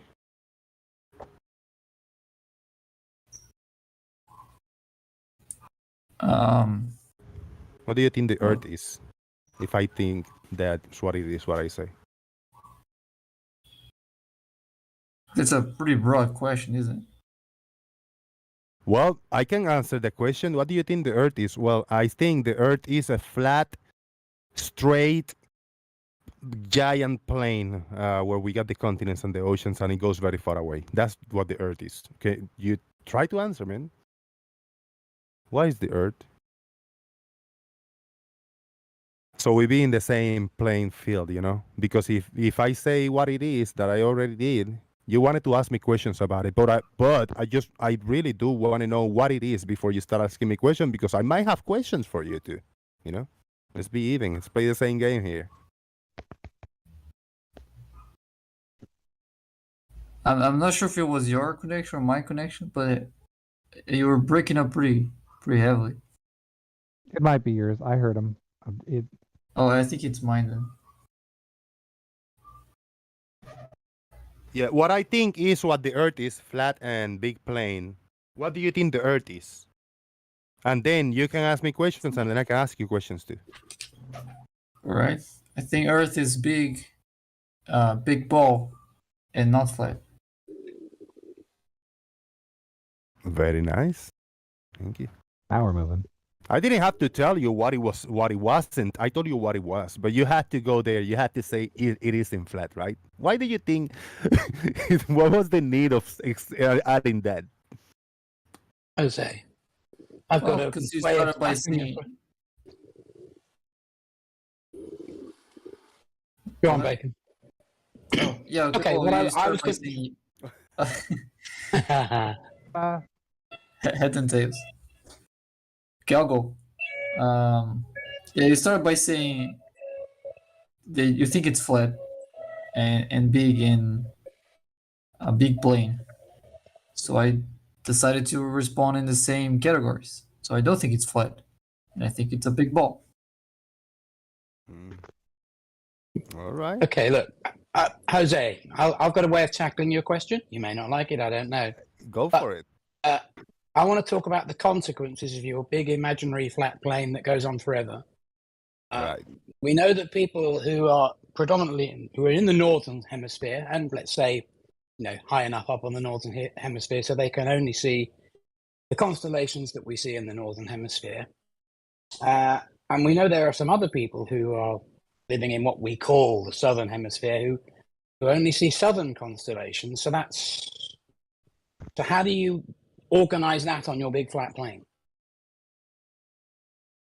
The question is the different stars that I see in the sky and different parts Depending of the on where you are on the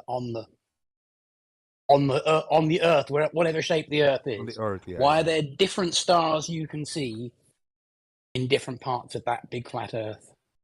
Because the stars are there and I have eyes and I can see them. That's why. Yeah, this is the trouble with trying to argue with a flat earther.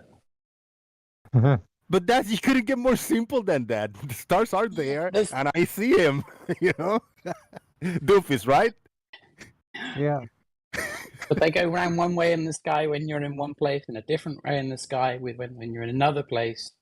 How does that makes work? sense. Because it works. That makes sense. Because if I'm right here in front of my house and I see my house and I go far away, I'm not going to see my house. I'm going to say other houses. Yeah, Jose, can you see the Eiffel Tower? No, I'm right. You need to be in France to hold see on, the let me Eiffel give you a follow-up. Let's not do yes or no. No interrogations, please. No, it's no interrogation. So I said. Well, let me tell you why. I gave you the answer. I say no, and I'm gonna tell you why, and then you tell me whatever you have to say. Let's no too quick.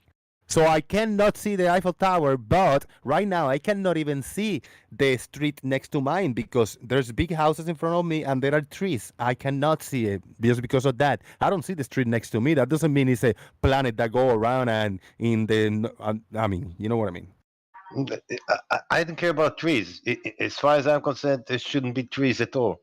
But you can see the Eiffel Tower because you're not in Paris. Only if you're in Paris you can see the Eiffel Tower, and so goes to the star. Each star has different location, right? Yeah, exactly. That's what I'm saying. Nobody disagrees that can't be more simple than that. You see all the stars, you know. It can't be more simple than that. Each star has its own location. Some are in the south, some in the north. Yeah, that's very well articulated, Shaik. And also you have an azimuthal grid of vision. I don't know what that is. That explains whatever. Not that makeup crap. I don't know what that is. Yeah, the word azimuth. I don't know what that is. No one does. No one does. Yeah, you're not supposed to. Oh well, if you don't, I mean, that'll be going over my head, and all in between. Yeah, this was in reference to a debate Witsit had last night. Okay. Oh, that was hilarious. Oh, I've been hearing Shane saying that for months. He tries to justify all stellar observations on flat Earth using that how he call it, atmospheric dome of vision or sphere of vision or whatever. Right.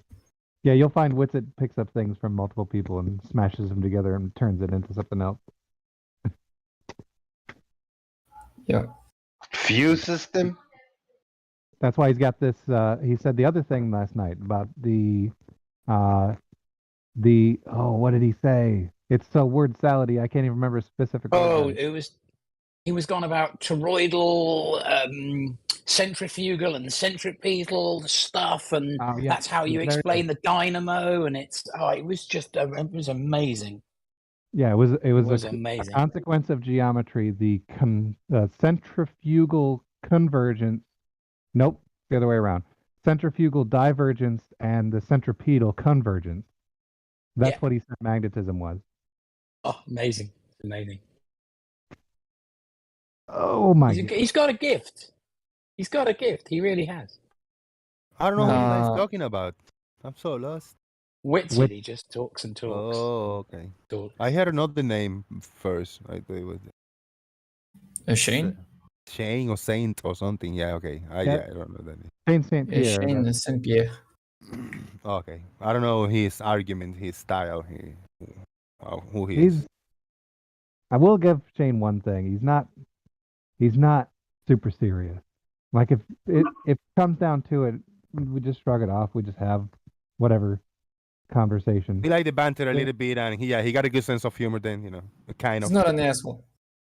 Right. Okay. He will make some offhand comments every now and again. A little jab.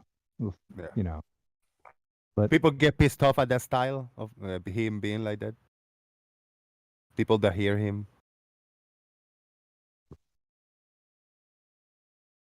It's like Chris Berry. I mean, Chris Berry. I can talk to Chris Berry for some reason.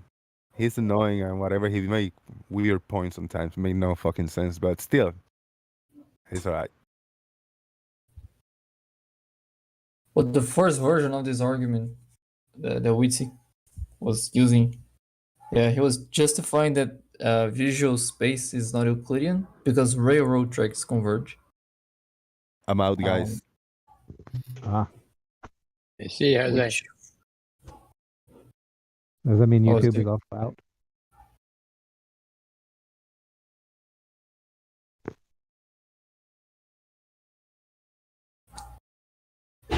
Well, anyway, it used to say that we see in spherical geometry, not in Euclidean geometry. That's why railroad tracks converge. Now he have switched from spherical geometry to hyperbolic geometry. But don't like lines in hyperbolic geometry diverge from each other if you start them as parallel? Hyperbolic geometry is you would end up with triangles less than 180 degrees as internal angles. And you would get that divergence. Right. So the initial justification for why we don't see included geometry doesn't even make sense anymore because the whole thing was that the railroad tracks were converging. Right. And they wouldn't. I mean, if you're gonna appeal for hyperbolic geometry, they should diverge, not converge. Right. Well, I was gonna try and say something charitable. There's nothing. I can't. It's all made up. It's all a mess. I will say there are papers. Obviously, he'll bring citations, but what they're referring to specifically is human perceptual system and space estimation in the human brain. That's what referred to as a hyperbolic space. Just that specifically. But he wants to apply that to where objects are actually located, in what direction they are. And that makes no sense. Yep. I mean, it wouldn't affect pictures, it wouldn't affect azimuths, it wouldn't affect elevation angles. None of that would be affected by how the human brain interprets. Right. What comes from the eyes. I mean, it's so obvious, but I don't know. There's a lot of things that are obvious that they disagree with. So I mean, fair enough.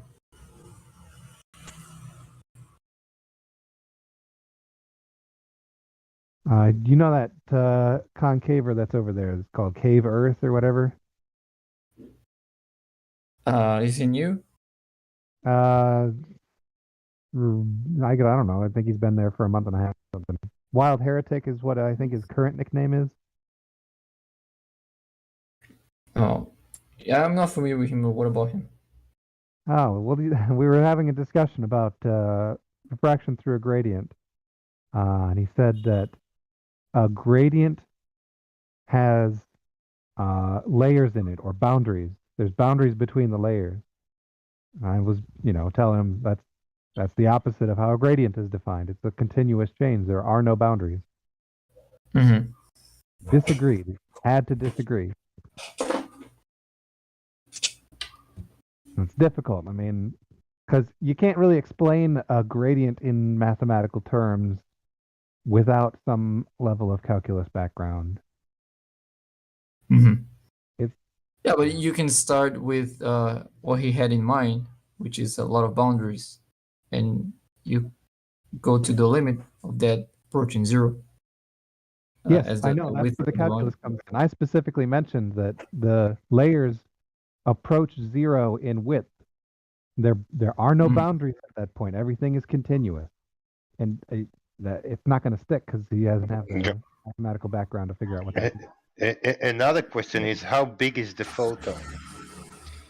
On how many layers one photon span? Yeah, okay.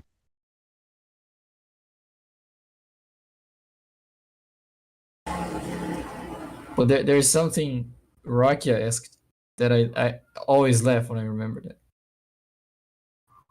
He asked if photons are dead fast, why isn't everything blurry? I'll never forget that. Must have been a while ago. It was. Yeah. I would peg SE for that question, actually, honestly. SE says some of those things. Yeah.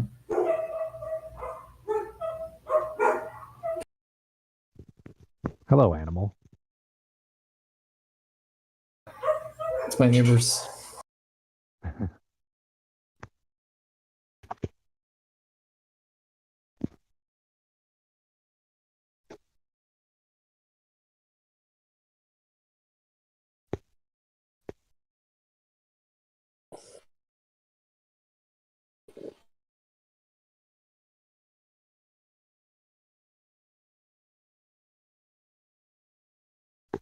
Oh, we are still live. Ooh, okay.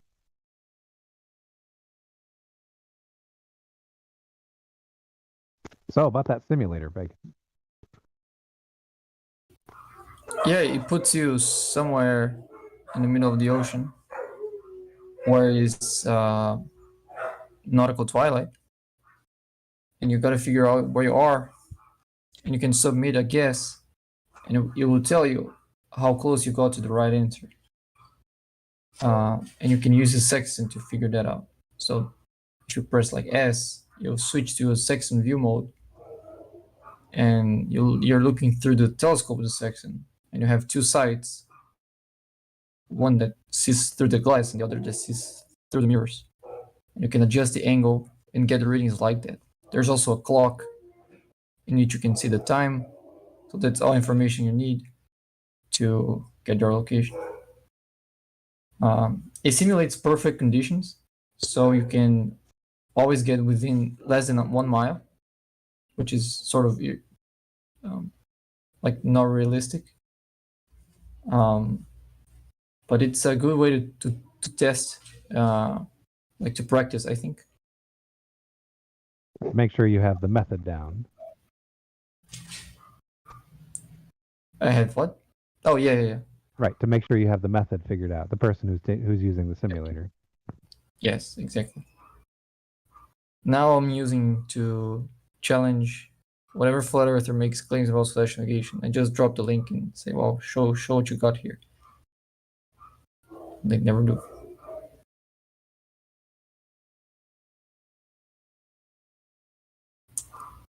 But the hard part is to recognize stars. That's still what people have complained the most. Not flat earthers, of course. They didn't even bother opening the link, but the people who used it. Or figuring out which constellation or which individual star you're looking at. Yeah. I could see how that could be a problem. Yeah, but that's sort of a problem in real life too. But I understand that the way I'm plotting things on the screen doesn't make the easiest to figure out it. But it's like a I can't make a pixel brighter than the brightest color of a pixel, and the contrast between the stars is much greater than I'm allowed to use on a computer screen. So I have to work around some things to make the. Right. You could make them not point, but I mean. Yeah, it's what I did, but then it starts to look ugly if they get too big.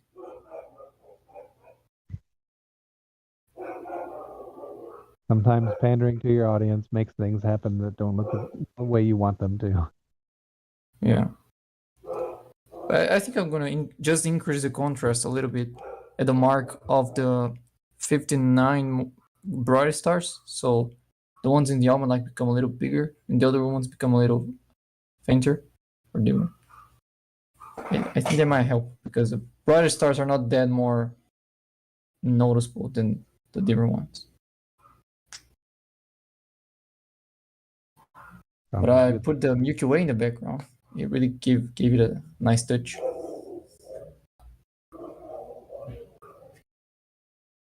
Oh, my girlfriend's calling me. So